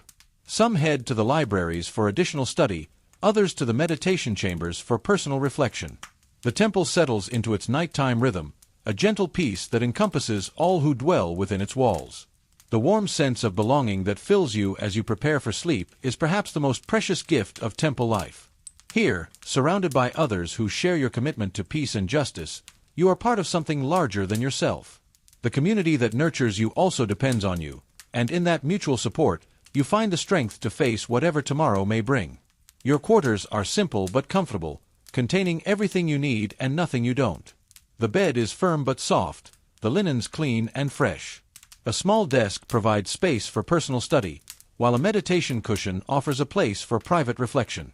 The window looks out over the temple's gardens, where night-blooming flowers are beginning to open, their sweet fragrance drifting on the evening breeze. As you perform your final meditation of the day, you feel the Force flowing through the temple, connecting every being within its walls in a tapestry of shared purpose and mutual care. The meditation is brief but profound, a final moment of connection with the source of all life and wisdom. The path of a Jedi is not easy, but it is deeply rewarding. Each day brings new challenges, new opportunities to grow, new ways to serve the greater good. The training is rigorous, the expectations high, but the support of the community and the guidance of the Force make even the most difficult moments bearable. As sleep takes you, you carry with you the peace of knowing that you are exactly where you belong, doing exactly what you were meant to do, surrounded by a community that will support you through whatever lies ahead. The dreams that come are filled with visions of the future, not specific prophecies, but a general sense of purpose and direction. Tomorrow will bring new lessons, new challenges, new opportunities to grow in wisdom and compassion. There will be moments of frustration when concepts seem too difficult to grasp, moments of doubt when the path ahead seems unclear. But there will also be moments of breakthrough, of sudden understanding, of deep connection with the Force and with other living beings. The temple itself seems to dream alongside its inhabitants, its ancient stones pulsing with the accumulated peace and wisdom of generations. In the deepest levels, where the oldest archives are kept, the very walls seem to whisper with the voices of long-dead masters. Their wisdom flows through the structure like water through stone, nurturing all who dwell within. In this peace, in this belonging, in this purpose, you find the true meaning of what it means to be a Jedi. It's not about the power to move objects with your mind or to fight with a lightsaber. It's about the commitment to serve others, to seek understanding rather than dominance, to bring light to the darkest corners of the galaxy. Tonight, you rest in the knowledge that you are part of something eternal, something that transcends the individual self and connects you to the very essence of life itself. As the weeks pass, your daily routine begins to include more specialized practices that develop specific aspects of your connection to the Force. These aren't standard lessons taught to all students, but rather personalized training designed to strengthen your unique gifts and address your particular challenges. The temple's crystal gardens become a place of special significance for you. These underground chambers contain formations of force-sensitive crystals that resonate with the emotions and spiritual states of those who enter. The crystals were not placed here by the temple's builders. They grew naturally over millennia, fed by the accumulated peace and wisdom of countless Jedi who meditated in these spaces. When you enter the crystal gardens during your afternoon contemplation, the formations respond to your presence with subtle changes in luminescence and harmonic frequency. The crystals seem to sing in response to your emotional state, their gentle humming creating a feedback loop that helps you understand your own inner condition more clearly. On days when you're struggling with doubt or frustration, the crystals emit a cool, blue light that seems to wash away anxiety and restore inner calm. When you're feeling confident and centered, they pulse with warm golden tones that amplify your sense of connection to the Force. The crystals serve as mirrors for your spiritual state, helping you recognize patterns in your emotional responses and develop greater self-awareness. The practice of Force-assisted meditation becomes a regular part of your routine. Unlike the solitary morning meditation, this practice involves connecting with other students through the Force while maintaining individual awareness. The technique requires precise control and deep trust, as you must lower your mental barriers while remaining centered in your own consciousness. During these sessions, you sit in a circle with 5 other advanced students, each of you maintaining your own meditative state while gradually extending your awareness to include the others. The process is delicate. Too much openness can lead to confusion between your thoughts and theirs, while too much guardedness prevents the formation of the group connection. When the connection is properly established, the experience is profound. You feel the combined strength of all 6 minds, their individual perspectives weaving together into a tapestry of shared wisdom. Insights that would take hours to develop individually emerge spontaneously from the group consciousness. Problems that seemed insurmountable become manageable when viewed through multiple perspectives simultaneously. The group meditation also reveals the unique gifts each student brings to the collective. Padawan Kira's natural empathy allows her to sense the emotional needs of the group, while Padawan Jorik's analytical mind helps organize the insights that emerge. Your own gift for healing becomes apparent as you naturally assume the role of maintaining the group's emotional balance, smoothing over conflicts and helping integrate different viewpoints. Advanced telekinesis training moves beyond simple object manipulation to include what the masters call environmental harmony. This practice involves using the Force to enhance natural processes rather than override them. In the temple's weather chambers, you learn to encourage rainfall by facilitating the natural condensation of water vapor, or to calm strong winds by redirecting air currents along their preferred paths. The key to environmental harmony is understanding that you're not controlling nature, you're cooperating with it. The Force flows through all natural systems, and by aligning your intentions with these natural flows, you can achieve remarkable results with minimal effort. The practice teaches patience and humility, as you must spend time observing and understanding natural patterns before attempting to influence them. One particularly challenging exercise involves working with the temple's atmospheric processors. These ancient devices maintain the air quality throughout the vast structure, but they require periodic adjustment to account for changing conditions. Using the Force, you learn to sense the subtle chemical imbalances in the air and make micro-adjustments to the processor's settings. The work is incredibly precise, requiring you to sense individual molecules and their interactions. Too much oxygen in one area can cause oxidation damage to ancient artifacts, while too little can affect the health of the temple's inhabitants. The practice develops both your sensitivity to the Force and your understanding of the interconnectedness of all systems. Your healing training advances to include what the masters call emotional healing. This practice goes beyond repairing physical injuries to address the psychological and spiritual wounds that often accompany trauma. The technique requires you to enter into deep empathic connection with patients, feeling their pain as your own while maintaining enough detachment to provide effective treatment. The first time you attempt emotional healing, the patient is a young Chui Lek who survived a speeder accident that killed her family. Her physical injuries have healed, but she remains trapped in a cycle of grief and guilt that prevents her from moving forward with her life. Under Master Nyara's guidance, you learn to create a safe space within the Force where the patient can experience her emotions without being overwhelmed by them. The process is exhausting and emotionally challenging. You feel the full weight of the patient's grief, the crushing guilt she carries for surviving when her loved ones didn't, and the terror that accompanies her every waking moment. But you also feel her underlying strength, the love she had for her family, and the hope that still exists buried beneath the pain. The breakthrough comes when you help her recognize that her survival wasn't a betrayal of her family's memory. It was a gift that allows her to honor them by living fully and helping others.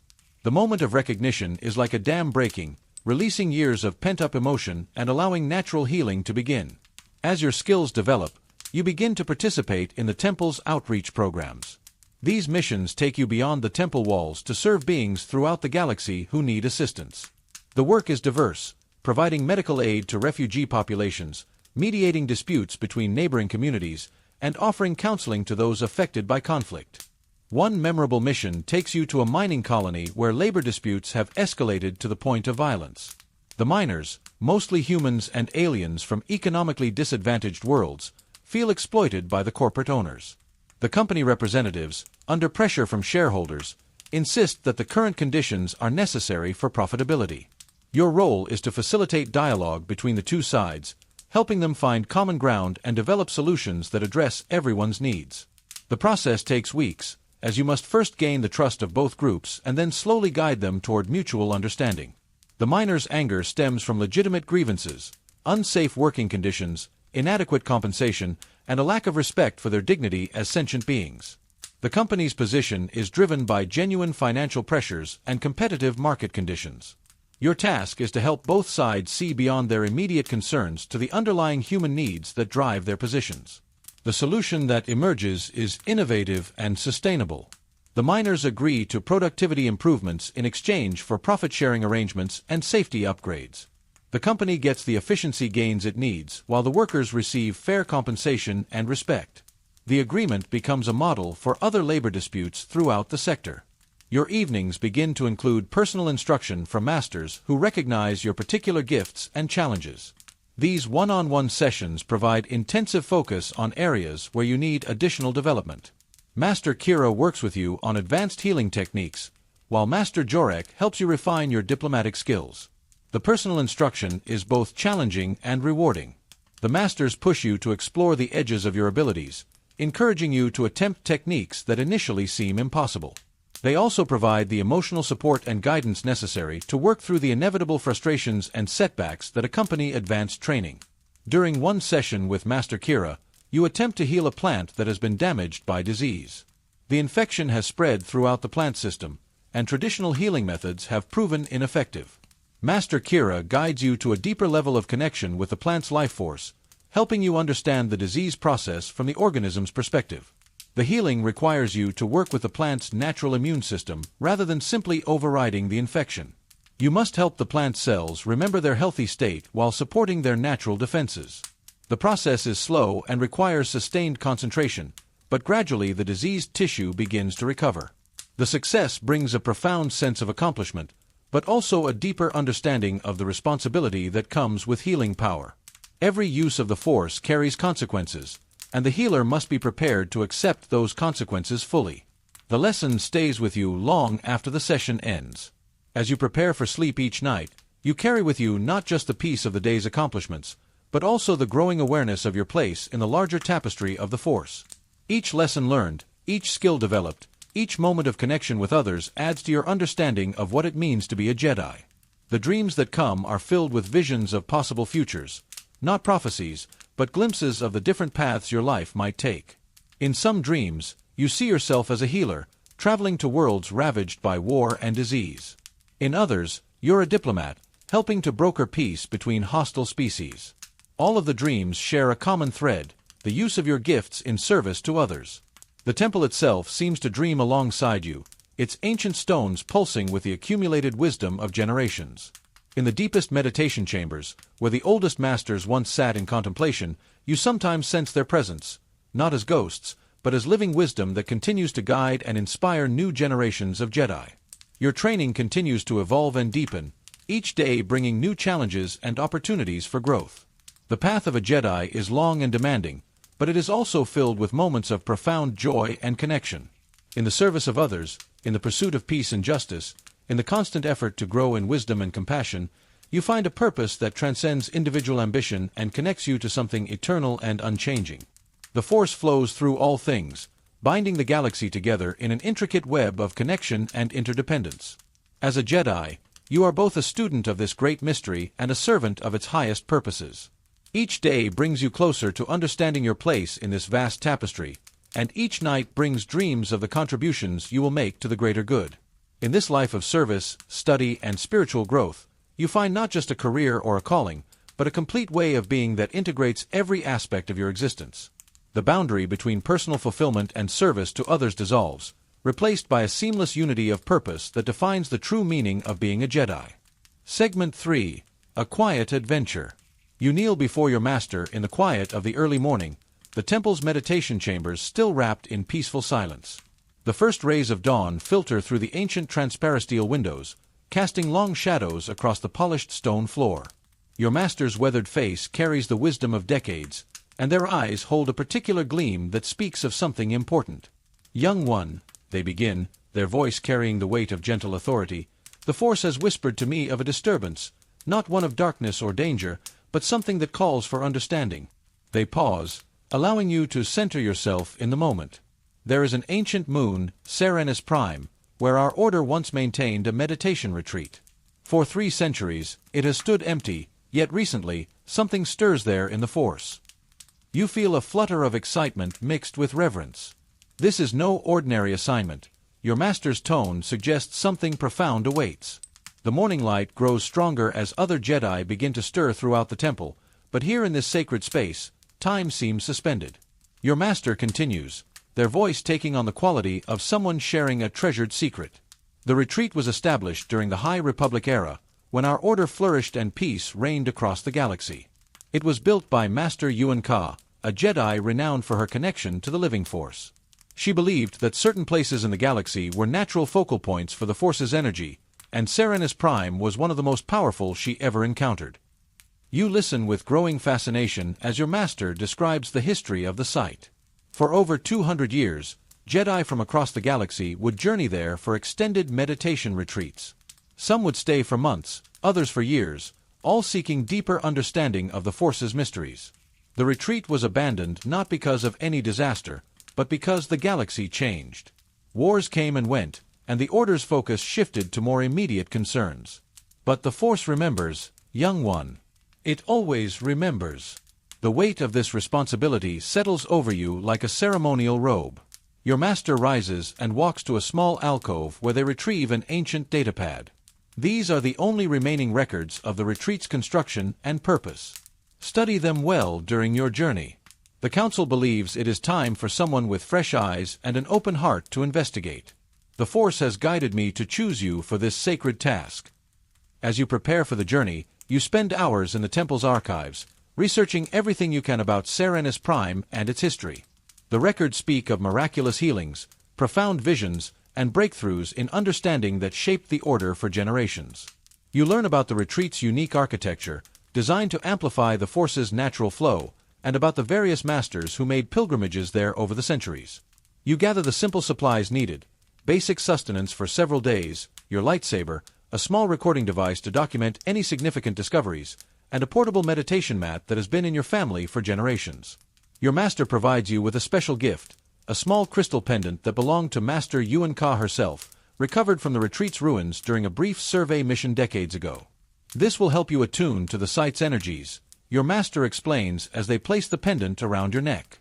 Master Yuan Ka was known for her ability to commune with the Force in ways that few have ever achieved. Perhaps her crystal will help you understand what the Force is trying to tell us. Your master walks with you to the temple's departure bay, where a modest transport ship awaits, nothing grand, just a reliable vessel designed for peaceful exploration. The ship's name, Serenity's Call, seems particularly appropriate for this mission. As you perform the pre-flight checks, you feel the familiar calm that comes before any important journey, but this time it's deeper, more profound. Remember, your master says as you board, sometimes the greatest mysteries are not puzzles to be solved, but truths to be experienced. Trust in the Force, and let it guide your steps.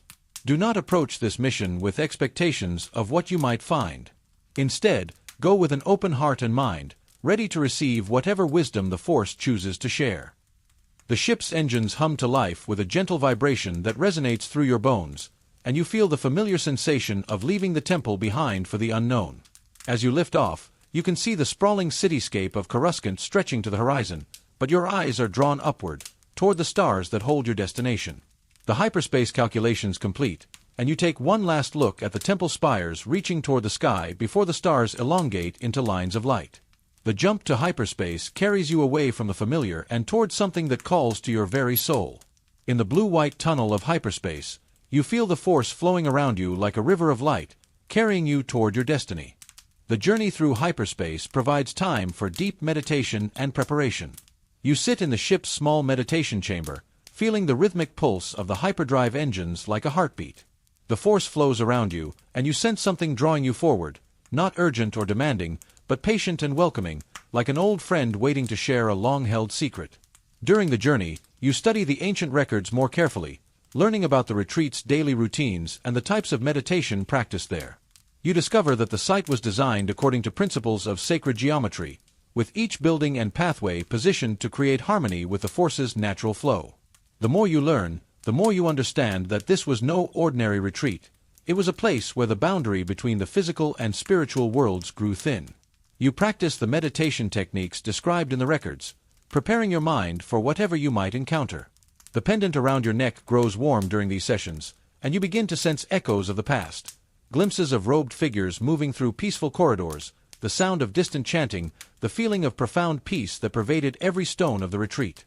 As you emerge from hyperspace, Serenus Prime appears before you, a small moon bathed in the soft light of a distant star.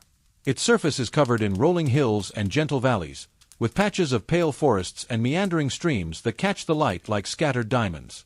There's an immediate sense of peace here, as if the very air holds the memory of countless hours of meditation and reflection. The moon's atmosphere is thin but breathable, and as you descend through the upper layers, you notice that the Force here feels different, more concentrated, more alive. It's as if the natural force energy of the galaxy has been slowly gathering here over the centuries, creating a reservoir of spiritual power that calls to any force-sensitive being who approaches. Your ship settles into a natural clearing that seems perfectly designed for landing, though you suspect it was shaped by the Force rather than any conscious design. The landing is so smooth it feels like being gently set down by invisible hands. Stepping onto the moon's surface, you immediately feel the difference. The Force here is like a gentle stream, flowing with purpose and clarity. Every breath brings with it a sense of calm that penetrates deep into your bones. The air carries the scent of unknown flowers and the sound of distant water flowing over stone. The sky above is a pale blue-green, and the star that illuminates this world casts everything in a soft, golden light that seems to make colors more vivid and shadows more mysterious. You understand immediately why the ancient Jedi chose this place. It's a natural sanctuary, a world where the Force flows as freely as the wind. The ruins of the old retreat are exactly where the ancient records indicated, nestled in a valley where three hills converge. As you approach, you can see why the early Jedi chose this place. The natural formation creates a perfect amphitheater of tranquility, sheltered from winds and blessed with a clear view of the stars above. The valley itself seems to pulse with gentle energy, as if the very ground remembers the footsteps of countless pilgrims. The buildings themselves are a marvel of harmony between construction and nature. Rather than imposing structures forced upon the landscape, these were clearly built to work with the natural contours of the earth. Walls of pale stone rise from the ground as if they had grown there, and in many places, living vines have woven themselves through the architecture, creating a beautiful tapestry of stone and greenery. You walk through what was once the main entrance, your footsteps echoing softly in the silence. The Force whispers here, not in words, but in feelings and impressions.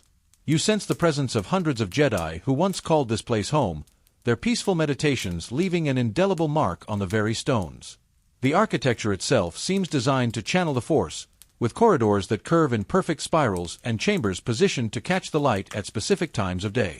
The meditation chambers are carved directly into the living rock of the hillside, each one a perfect circle with a small opening that frames a specific view. One looks out over a tranquil pond, another toward a grove of ancient trees, and a third offers a vista of the star-filled sky. You realize that each chamber was designed for different types of meditation, allowing Jedi to connect with different aspects of the Force. In the largest chamber, you find the remains of what must have been a beautiful garden. Though overgrown now, you can still make out the careful patterns of stone paths and the foundations of what were once fountains. The Force is particularly strong here, and you understand that this was a place where Jedi came not just to meditate, but to commune with the living Force itself. As you explore each chamber, you notice that the Force responds to your presence in unique ways. In one chamber, you hear the distant sound of wind chimes, though no wind stirs the air. In another, you catch glimpses of movement in your peripheral vision, the echoes of ancient Jedi who once meditated in these very spots. The pendant around your neck grows warmer with each discovery, as if Master Yuanka's crystal is recognizing its former home. You spend hours exploring the complex, discovering libraries carved into the hillside, workshops where Jedi once crafted meditation aids, and even a small amphitheater where teachings were shared under the open sky. Each location tells a story of peaceful contemplation and spiritual growth, of Jedi who came here seeking understanding and left with profound wisdom. The more you explore, the more you understand that this wasn't just a retreat, it was a living temple, a place where the Force itself was both teacher and student, learning from those who came to learn from it. The very stones seem to remember every prayer, every moment of enlightenment, every tear of joy shed by those who found what they were seeking. As you explore deeper into the retreat, following the gentle guidance of the Force, you discover a passage that doesn't appear on any of the ancient maps. Hidden behind a curtain of flowering vines, a narrow corridor winds deeper into the hillside. The Force pulses here with an energy that's both ancient and alive, drawing you forward with the promise of something extraordinary. The passage itself is a work of art, carved with flowing patterns that seem to shift and change as you move through them. The walls are lined with small alcoves containing crystals that provide a soft, natural light. Each crystal hums with its own unique frequency, creating a symphony of sound that grows more beautiful as you descend deeper into the heart of the hill. The corridor opens into a chamber that takes your breath away. The walls are lined with crystals, not the focused crystals used in lightsabers, but something far more wonderful. These crystals seem to sing with the Force itself, each one resonating with a different tone that creates a harmony unlike anything you've ever experienced. The sound isn't heard so much as felt, vibrating through your entire being in waves of peace and understanding. The chamber is vast, with a domed ceiling that stretches up into darkness. The crystals are arranged in perfect geometric patterns, creating a mandala of light and sound that seems to pulse with the rhythm of the Force itself.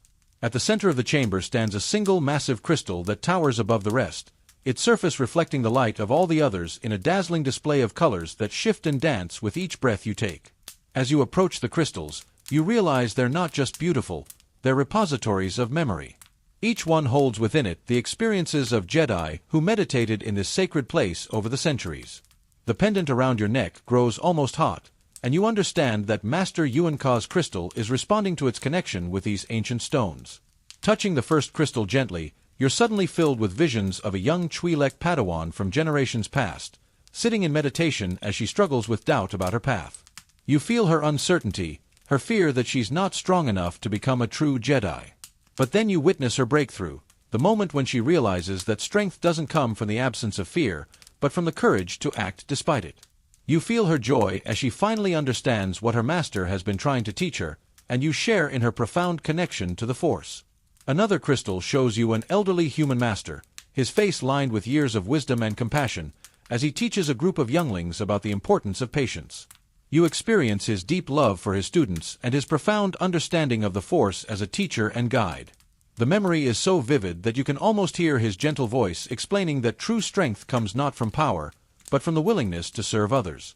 You feel his satisfaction as he watches his students grow and develop, each one finding their own unique path to understanding. A third crystal reveals the memories of a Zabrak knight who came here after losing her own master in battle. You feel her grief and anger, the overwhelming desire for revenge that threatens to consume her. But you also witness her gradual healing as she learned to transform her pain into compassion. The crystal shows her weeks of meditation, her slow journey from darkness back to light, and her eventual understanding that loss is part of the Force's greater design.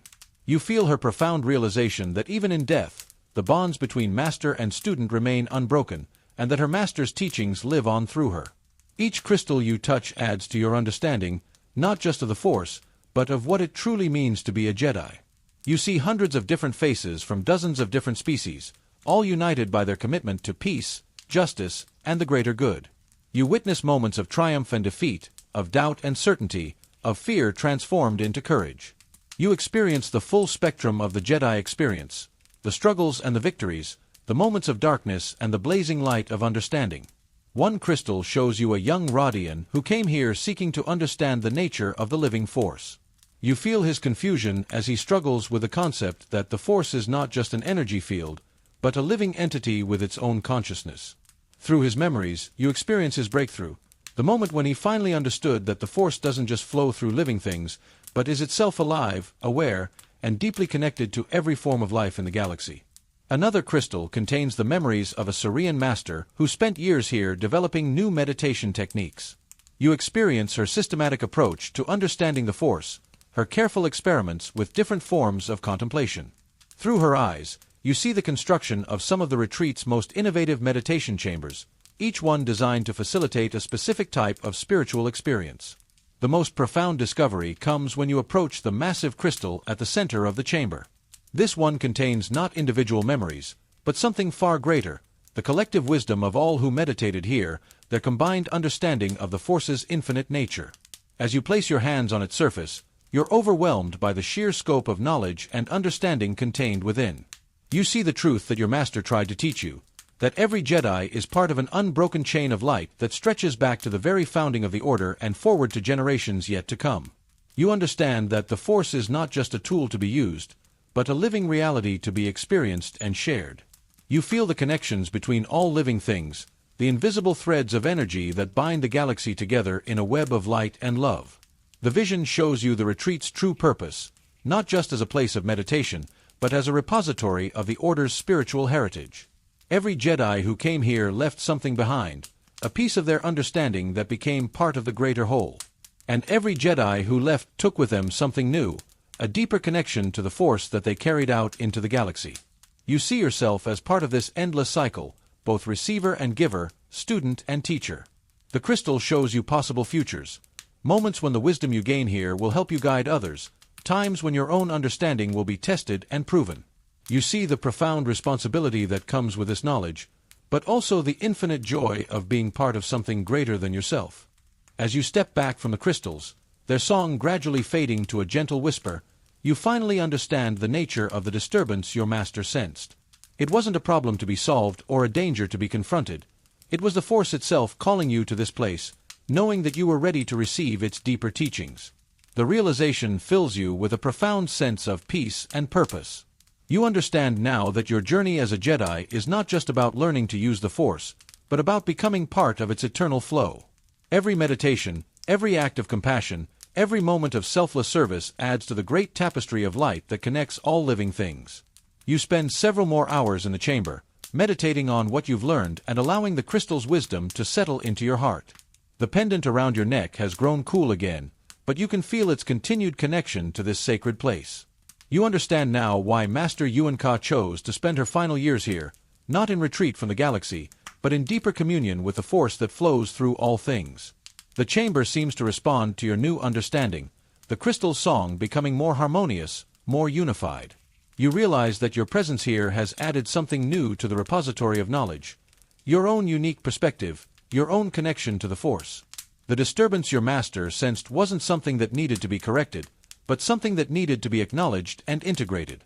When you finally emerge from the hidden chamber, the sun is beginning to set, painting the sky in shades of gold and purple.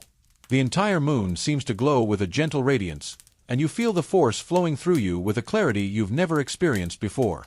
The retreat no longer feels like ruins to you. It feels like a living temple, a place where the boundary between past and present, between life and death, between the individual and the infinite, grows thin. The journey back to your ship is different now. Every step feels lighter, every breath brings with it a deeper connection to the living world around you. You understand that you're no longer just a student seeking knowledge. You're a guardian of the ancient wisdom, responsible for carrying forward the light that has been passed down through countless generations. You pause at the main entrance to the retreat, looking back at the buildings that have stood empty for so long. But you know now that they were never truly empty. They were waiting, holding their secrets and their wisdom until the time was right for them to be shared again. The Force has its own timing, its own reasons for revealing its mysteries. As your ship lifts off from Serenus Prime, you take one last look at the peaceful moon below. The retreat may be empty of people, but it will never be empty of the Force. The crystals will continue to sing their silent song, waiting for the next Jedi who needs their guidance, the next seeker who is ready to understand the deeper mysteries of the Force. The return journey through hyperspace is a time of reflection and integration. You record your experiences, not just for the temple archives, but for future generations of Jedi who might one day need to understand what you've learned. The words flow easily, carrying with them the peace and wisdom of the ancient site. You find yourself writing not just about what you discovered, but about what you felt, about the profound sense of connection and purpose that now fills your heart. You also spend time in meditation, allowing the crystal's wisdom to settle into your consciousness. You understand now that the knowledge you've gained is not just intellectual, it's spiritual, emotional, experiential. It's become part of who you are, part of how you understand your place in the galaxy and your role as a Jedi. When you finally arrive back at the temple, your master is waiting in the landing bay, their face showing a mixture of pride and knowing satisfaction. They don't need to ask what you discovered. They can see it in your eyes, in the way you carry yourself, in the deeper connection to the force that now radiates from your very being. The disturbance has been resolved, you report, but your master simply smiles and shakes their head gently. No, young one, they reply, their voice warm with affection and pride. The disturbance was never something to be resolved. It was something to be embraced. The Force called you to that place because it knew you were ready to understand a deeper truth about what it means to be a Jedi. As you walk together through the temple corridors, you feel the weight of new responsibility settling on your shoulders, not as a burden, but as a gift. You carry within you now the wisdom of countless generations, the understanding that being a Jedi is not about individual achievement, but about becoming part of something far greater than yourself. Your master leads you to a small chamber where the council is waiting to hear your report. As you share your experiences, you see understanding dawn in their eyes. They recognize the significance of what you've discovered, the importance of the retreat's continued existence as a repository of the Order's spiritual heritage. The retreat will be restored, the council decides, but carefully, with respect for its sacred nature. And you, young Jedi, will be among those who help to guide its restoration. The Force has shown you its secrets for a reason. The ancient crystals may be far away on their peaceful moon, but their song continues to resonate in your heart, reminding you that the Force flows through all things, connecting every living being in an endless web of light and love. And you know that wherever your path as a Jedi may lead, you will never forget the profound truth you discovered in that hidden chamber, that you are not alone, and never have been. You are part of the eternal light that guards peace and justice in the galaxy, and that light will shine through you for all the days of your life. Segment 4. Return and Sleep Induction. The twin suns of Coruscant's artificial lighting system begin their gradual dimming cycle as you make your way back through the temple's ancient corridors. Your footsteps echo softly against the polished stone floors, joining the gentle symphony of evening sounds that fill the sacred halls. The day's training weighs pleasantly in your muscles, a reminder of growth and progress made. Each step carries the satisfying ache of effort well spent, of challenges met and lessons absorbed. The temple's architecture seems to breathe with the evening's arrival.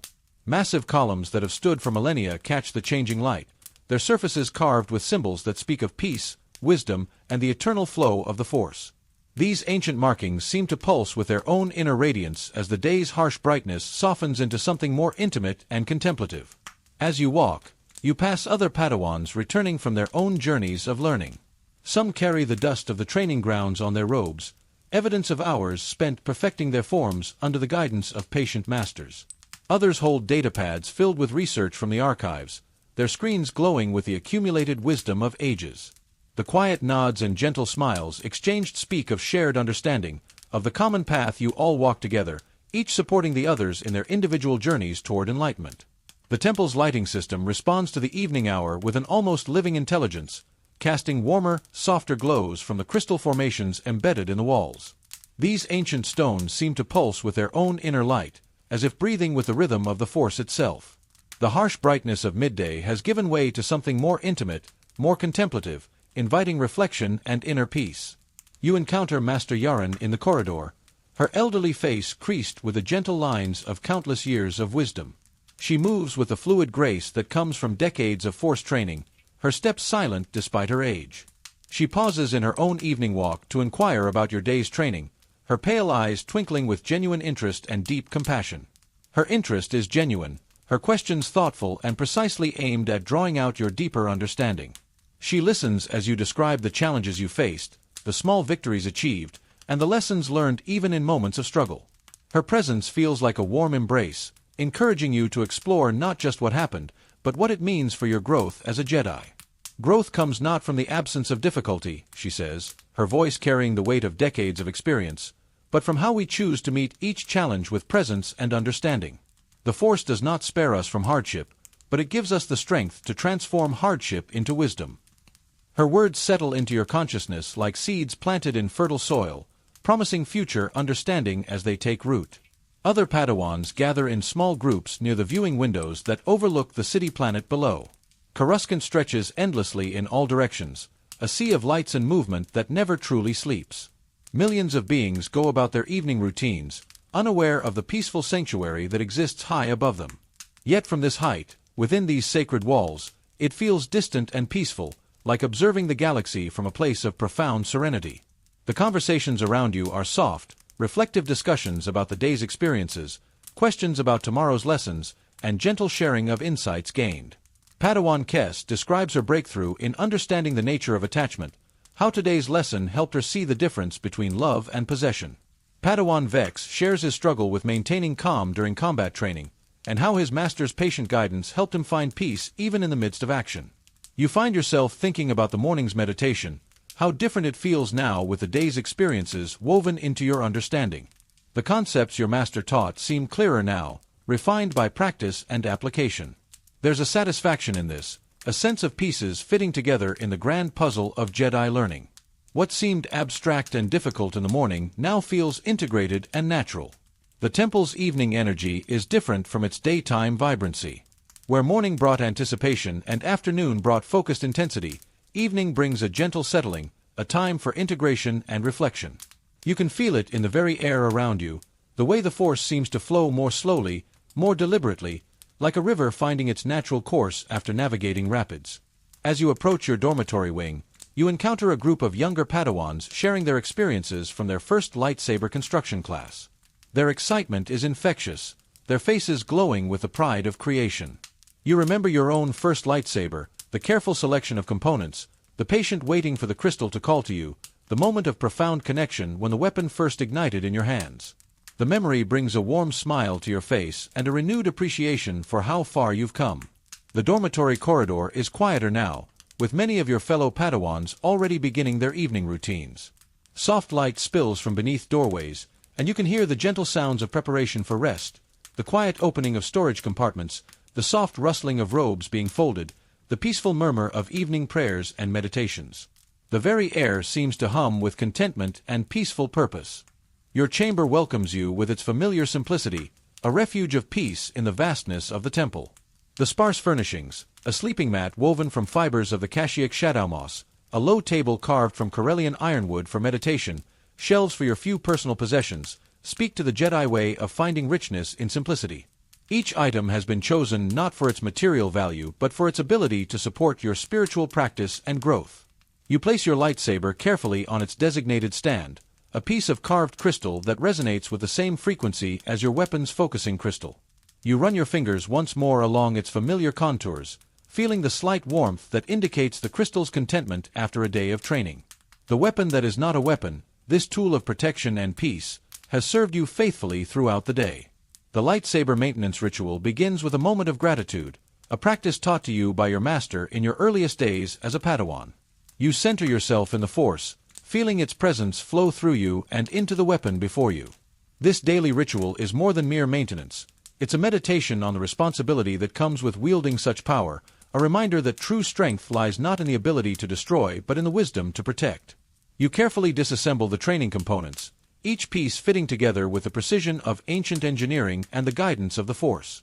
The emitter matrix, the power cell, the focusing lens, each component is cleaned with the specialized cloths kept for this purpose, cloths blessed by the temple's ceremonial masters and infused with cleaning solutions that honor the weapon's sacred nature. The metal components shine softly in the chamber's gentle light, and you can feel the crystal's quiet hum of contentment as you clean the focusing chamber. The crystal itself, a clear blue stone that called to you from the sacred caves of Ilum, pulses with a gentle radiance that seems to respond to your emotional state. When you are at peace, it glows with steady serenity. When you are troubled, it flickers with encouraging warmth. Your meditation beads rest in a small wooden bowl carved by master craftsman Thel from the heartwood of a Naboo shock tree. Each bead has been worn smooth by countless hours of contemplative practice, and the wood itself has absorbed the oils from your hands and the essence of your meditations.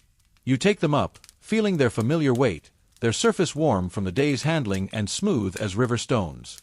As you clean them with a soft cloth made from the silk of Alderaan peace spiders, you reflect on the mantras they've helped you focus, the meditations they've guided, the moments of peace they've anchored. Each bead represents a different aspect of Jedi teaching: compassion, wisdom, courage, patience, understanding, and the dozen others that form the foundation of the Jedi path. The small collection of texts on your shelf represents years of careful study and the generous sharing of knowledge by masters who have recognized your dedication. These are not the grand volumes of the archives, but personal copies of essential teachings, commentaries written by masters long past, and your own journal filled with insights and questions that have emerged from your training. You select one, a slim volume bound in deep blue leather, containing meditations on the nature of patience written by Master Elon Var 3 centuries ago. The pages are made from traditional parchment, and the ink has faded to a warm brown that speaks of age and wisdom. You settle into your reading position, cross-legged on a cushion that has molded itself to your form through months of use. The words on the page seem to glow with their own inner wisdom, each sentence carefully constructed to convey not just intellectual understanding but experiential truth. Patience is not the ability to wait, but how we behave while waiting. It is not passive endurance but active engagement with the present moment. The phrase resonates with today's training, with the moments when progress seemed slow, when understanding felt just beyond reach. You read slowly, allowing each concept to settle fully before moving to the next. This is not mere study but contemplative reading, where the goal is not to absorb information but to let wisdom transform understanding. The words become seeds planted in the fertile soil of your consciousness, promising future growth and deeper realization. From your small preparation area, you retrieve the herbal tea blend gifted to you by Master Keela after your first successful deep meditation. The mixture contains leaves from 6 different worlds: lavender from Alderaan, chamomile from Naboo, mint from Ryloth, and others that create a blend both soothing and subtly energizing. The leaves release their gentle fragrance as you prepare them, filling your chamber with calming scents that immediately begin to relax your nervous system. The ritual of preparation is as soothing as the tea itself: the measured actions, the mindful attention to each step, the way the hot water draws out the essence of the herbs in a slow dance of color and aroma. You use a tea set that belonged to your master's master, simple ceramic pieces that have served generations of Jedi in their evening contemplations. The common room calls to you softly, its warm light spilling into the corridor through the partially open door. You make your way there with your steaming cup in hand, the ceramic warm against your palms. The room itself is a masterpiece of peaceful architecture: high ceilings that create a sense of openness, comfortable seating arranged to encourage intimate conversation, and walls decorated with art created by Padawans and masters over the decades. Other Padawans have had the same idea, and a gentle gathering has formed around the room's central seating area. The conversations are quiet, reflective, punctuated by comfortable silences and the soft clink of ceramic cups. The atmosphere is one of shared contemplation, where ideas are exchanged not as debates to be won, but as gifts to be shared. Padawan Joran shares a story from his archaeology assignment, his voice carrying wonder as he describes the ancient Jedi artifacts he helped catalog in the deep archives. He speaks of scrolls written in languages lost to time, their symbols still glowing faintly with the force presence of their original scribes. He describes meditation crystals that still pulse with the force presence of their original owners, and weapons from the earliest days of the Order that seem to hum with accumulated wisdom. His discovery of a meditation manual written by one of the first Jedi Masters has particular significance. The text, written in the old script, contains meditation techniques that were thought to be lost. The excitement in his voice as he describes the potential for rediscovering these ancient practices is infectious, and you find yourself looking forward to tomorrow's lessons with renewed enthusiasm. Padawan Nissa speaks of her work in the temple gardens, her hands still carrying the faint scent of earth and growing things. She describes how she's learned to sense the needs of the plants through the Force, how caring for growing things has taught her patience and attentiveness. Her voice carries a deep serenity as she explains how the garden has become her teacher, showing her the subtle rhythms of growth and rest that govern all living things. She shares a particular insight about a struggling flower that seemed destined to wither, but through patient attention and gentle encouragement through the Force, it has begun to bloom again. The metaphor for her own growth is clear, and the others listen with appreciation for the wisdom she's gained from her seemingly simple assignment. The tea's warmth spreads through your body, carrying with it a sense of deep relaxation. The blend of herbs works its gentle magic, releasing tension from muscles you didn't realize were tight, calming thoughts that were still processing the day's experiences. Around you, the other Padawans seem to be experiencing the same gentle transition, their voices growing softer, their movements more measured and peaceful.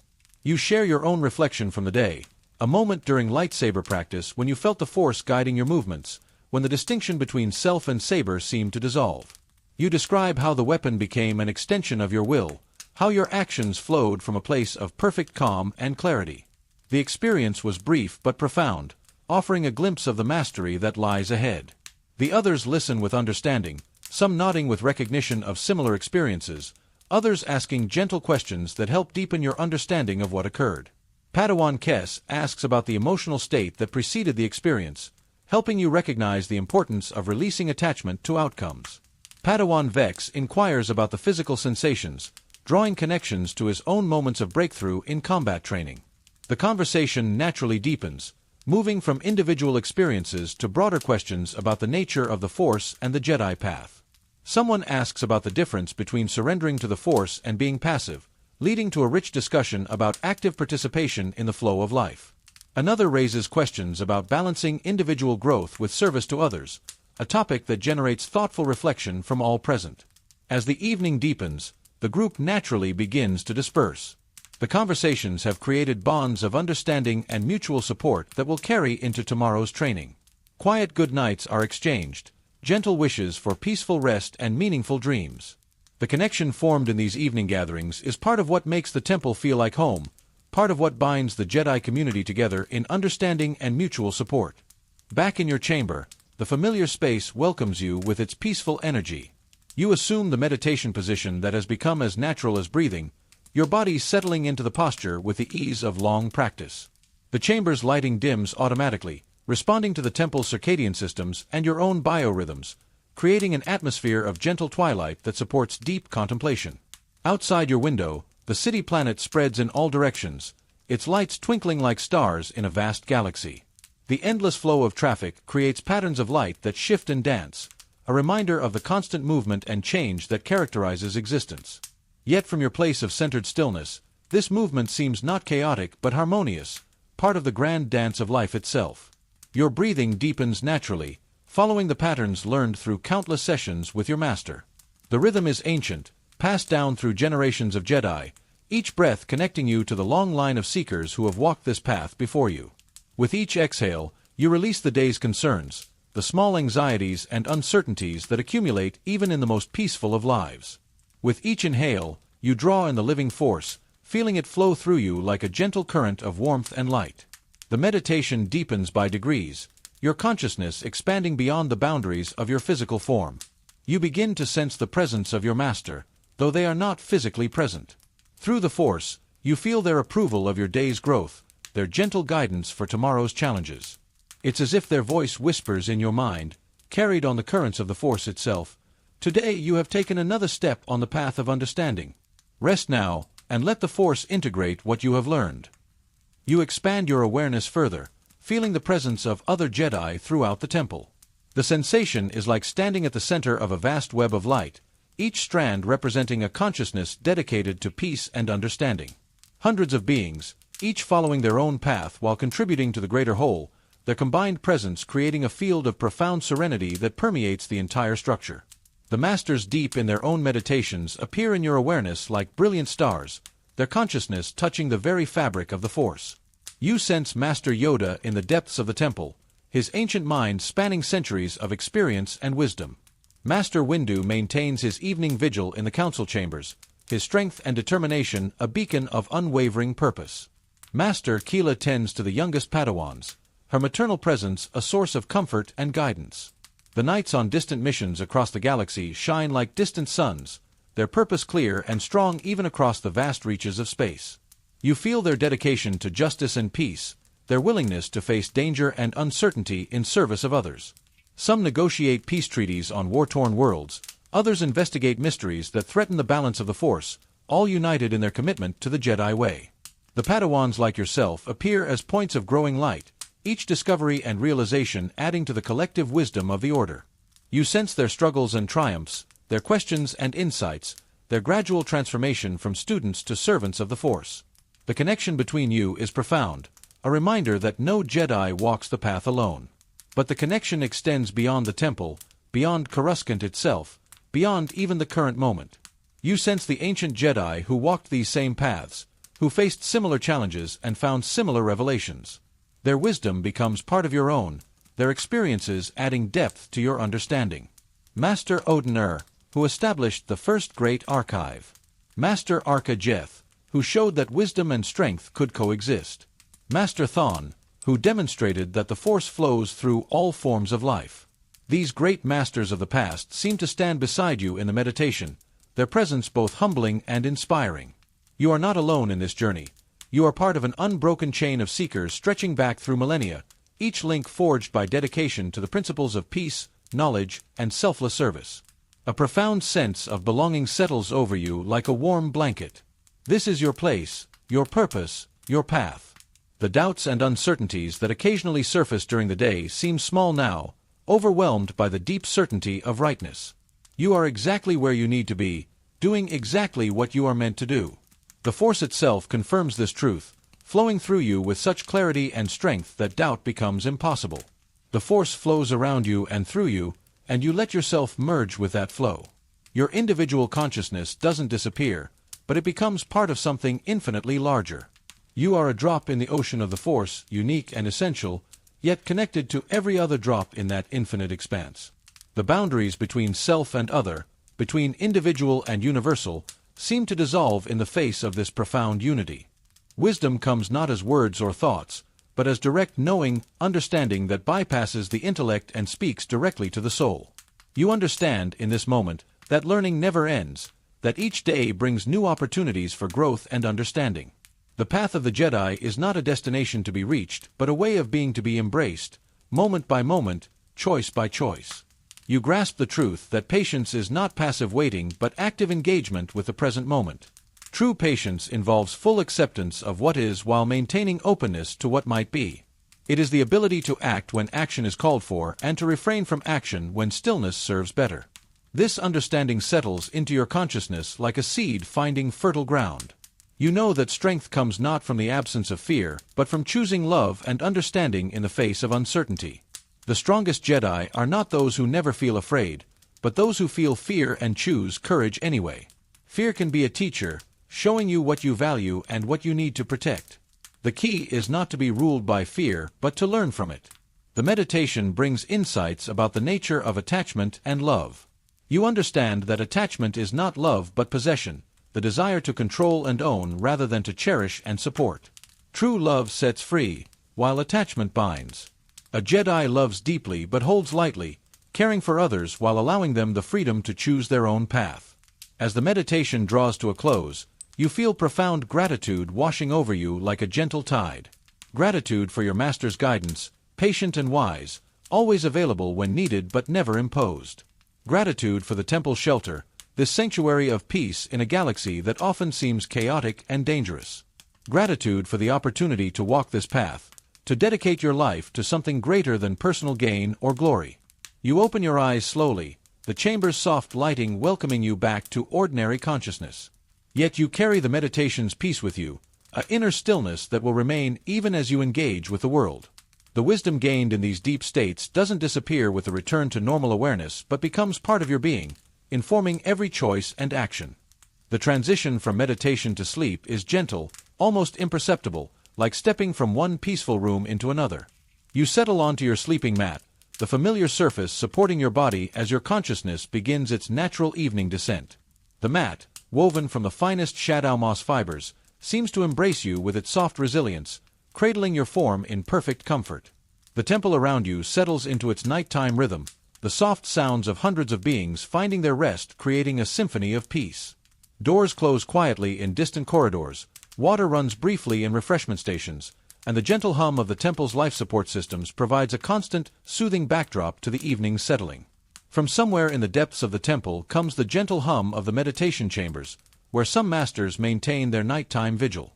The sound is barely audible, felt more than heard, a reminder that the Force never sleeps, never stops its eternal flow through all things. Master Yoda's presence is particularly strong tonight, his ancient consciousness touching every corner of the temple with its protective warmth. The city outside your window continues its never-ending dance of light and movement, millions of beings pursuing their own dreams and purposes. Speeders trace bright lines across the sky, their passengers unaware of the peaceful sanctuary that exists high above them. The sounds of the city, traffic, music, conversation, filter up through the atmosphere, but they seem distant now, filtered through the temple's walls and your own descending consciousness. What was once busy and urgent now seems distant and dreamlike, part of a world that exists but no longer demands your attention. The concerns of the day, the challenges of training, the questions about the future, the small worries that seemed important hours ago, all fade into insignificance beside the profound peace that fills your being. Your breathing slows to match the rhythm of sleep, each exhale carrying away the last remnants of wakefulness. The force flows through you like a gentle tide, carrying with it the day's experiences, the lessons learned, the connections made. These don't disappear but transform, becoming part of your deeper understanding, integrating into the fabric of your being where they will inform tomorrow's choices. The temperature in your chamber adjusts automatically, the temple systems responding to your body's needs with the precision of technology guided by force-sensitive designers. A gentle breeze stirs the air, carrying with it the faint scent of the gardens below and the clean, pure atmosphere that pervades the temple's halls. In this space between waking and sleeping, wisdom comes in whispers, insights that arise from the deeper layers of consciousness. You understand that rest is not the absence of activity but the presence of peace, a state of being that allows for restoration and renewal. Sleep is not an escape from the force but a different way of experiencing its presence, a realm where the boundaries between conscious and unconscious dissolve. You grasp the truth that tomorrow will bring new challenges, new opportunities for growth, and you will meet them with the strength gained from this night's restoration. The difficulties you face are not obstacles to your development but essential elements of it, each challenge offering lessons that cannot be learned in any other way. The ancient walls of the temple seem to pulse with accumulated wisdom, the stones themselves holding the dreams and aspirations of countless Jedi. These walls have witnessed the training of some of the galaxy's greatest heroes, have sheltered minds that would go on to shape the course of galactic history. You are part of this legacy now, your own journey adding to the tapestry of stories that these walls have witnessed. Your sleeping mat seems to warm beneath you, not from any external source but from the force itself, wrapping you in an embrace of perfect comfort and security. The simple blanket that covers you, woven by the temple's artisans from threads that have been blessed in meditation, feels weightless yet perfectly warming, a physical manifestation of the care that surrounds you. As consciousness fades, you feel the presence of your master one last time, their gentle guidance following you into sleep like a benediction. Their voice seems to echo in the space between thoughts. Peace is not the absence of conflict, but the presence of understanding. Rest now, young one, and let the force carry you into dreams where wisdom grows in the silence between thoughts. The temple's night sounds become a lullaby, the distant hum of life support systems maintaining perfect atmospheric balance, the soft whisper of air through ancient ventilation channels carved by master craftsmen centuries ago, the barely audible murmur of others finding their rest in chambers similar to your own. These sounds don't disturb your peace but enhance it, reminding you that you are safe, protected, part of something larger than yourself. Sleep approaches like a gentle tide, each wave carrying you deeper into rest. Your body relaxes completely, supported by the force-infused materials of your bedding, while your mind prepares for the restoration that only sleep can provide. The day's tensions dissolve like morning mist, replaced by a profound sense of completion and readiness for tomorrow's adventures. Your last waking thought is of gratitude, for the day's gifts, for the night's peace, for the force that connects all things. Gratitude for the masters who guide you, for the fellow Padawans who share the journey, for the opportunity to serve something greater than yourself. This gratitude becomes a prayer, a silent offering of thanks that follows you into the realm of dreams. Sleep comes like a gentle tide, carrying you into dreams where the force flows freely, where understanding comes without effort, where the path ahead is illuminated by the same light that guides all Jedi. In these dreams, you fly through star fields of infinite beauty, walk through gardens where every flower sings with the voice of the Force, and sit at the feet of ancient masters who share their wisdom through direct transmission of understanding. In sleep, you remain connected to the Force, your consciousness joining the eternal flow that connects all living things. Your dreams are peaceful, filled with the wisdom of ancient Jedi, the possibilities of tomorrow's learning, and the deep certainty that you are exactly where you belong. The Force weaves through your dreams, showing you glimpses of the future, reminders of the past, and the eternal present moment where all possibilities exist. The temple watches over you as you sleep, its ancient stones holding the dreams of generations, its force-imbued crystals singing silent songs of peace. You are home, you are safe, You are part of the eternal dance of learning and growth that defines the Jedi path. The building itself seems to breathe with the rhythm of your sleep, its life support systems adjusting to maintain perfect conditions for rest and restoration. Tomorrow will bring new challenges, new lessons, new opportunities to serve the Force and grow in understanding. There will be difficult training sessions that test your limits, complex philosophical discussions that challenge your assumptions, and moments of doubt that require faith to overcome. But tonight, there is only peace, only rest, only the gentle assurance that you are loved, guided, and protected by the very fabric of existence itself. Sleep deep, young Jedi. The Force is with you, always. In your dreams, you carry the light of knowledge, the warmth of compassion, and the strength of purpose. When you wake, you will be refreshed and ready to take the next step on the path that leads to wisdom, to service, and to the profound peace that comes from living in harmony with the Force. The night embraces you, the temple shelters you, and the Force flows through you like a river of light, carrying you gently into the realm of dreams where all is possible and all is well. Rest now, and let the infinite love of the Force restore your spirit for the adventures that await.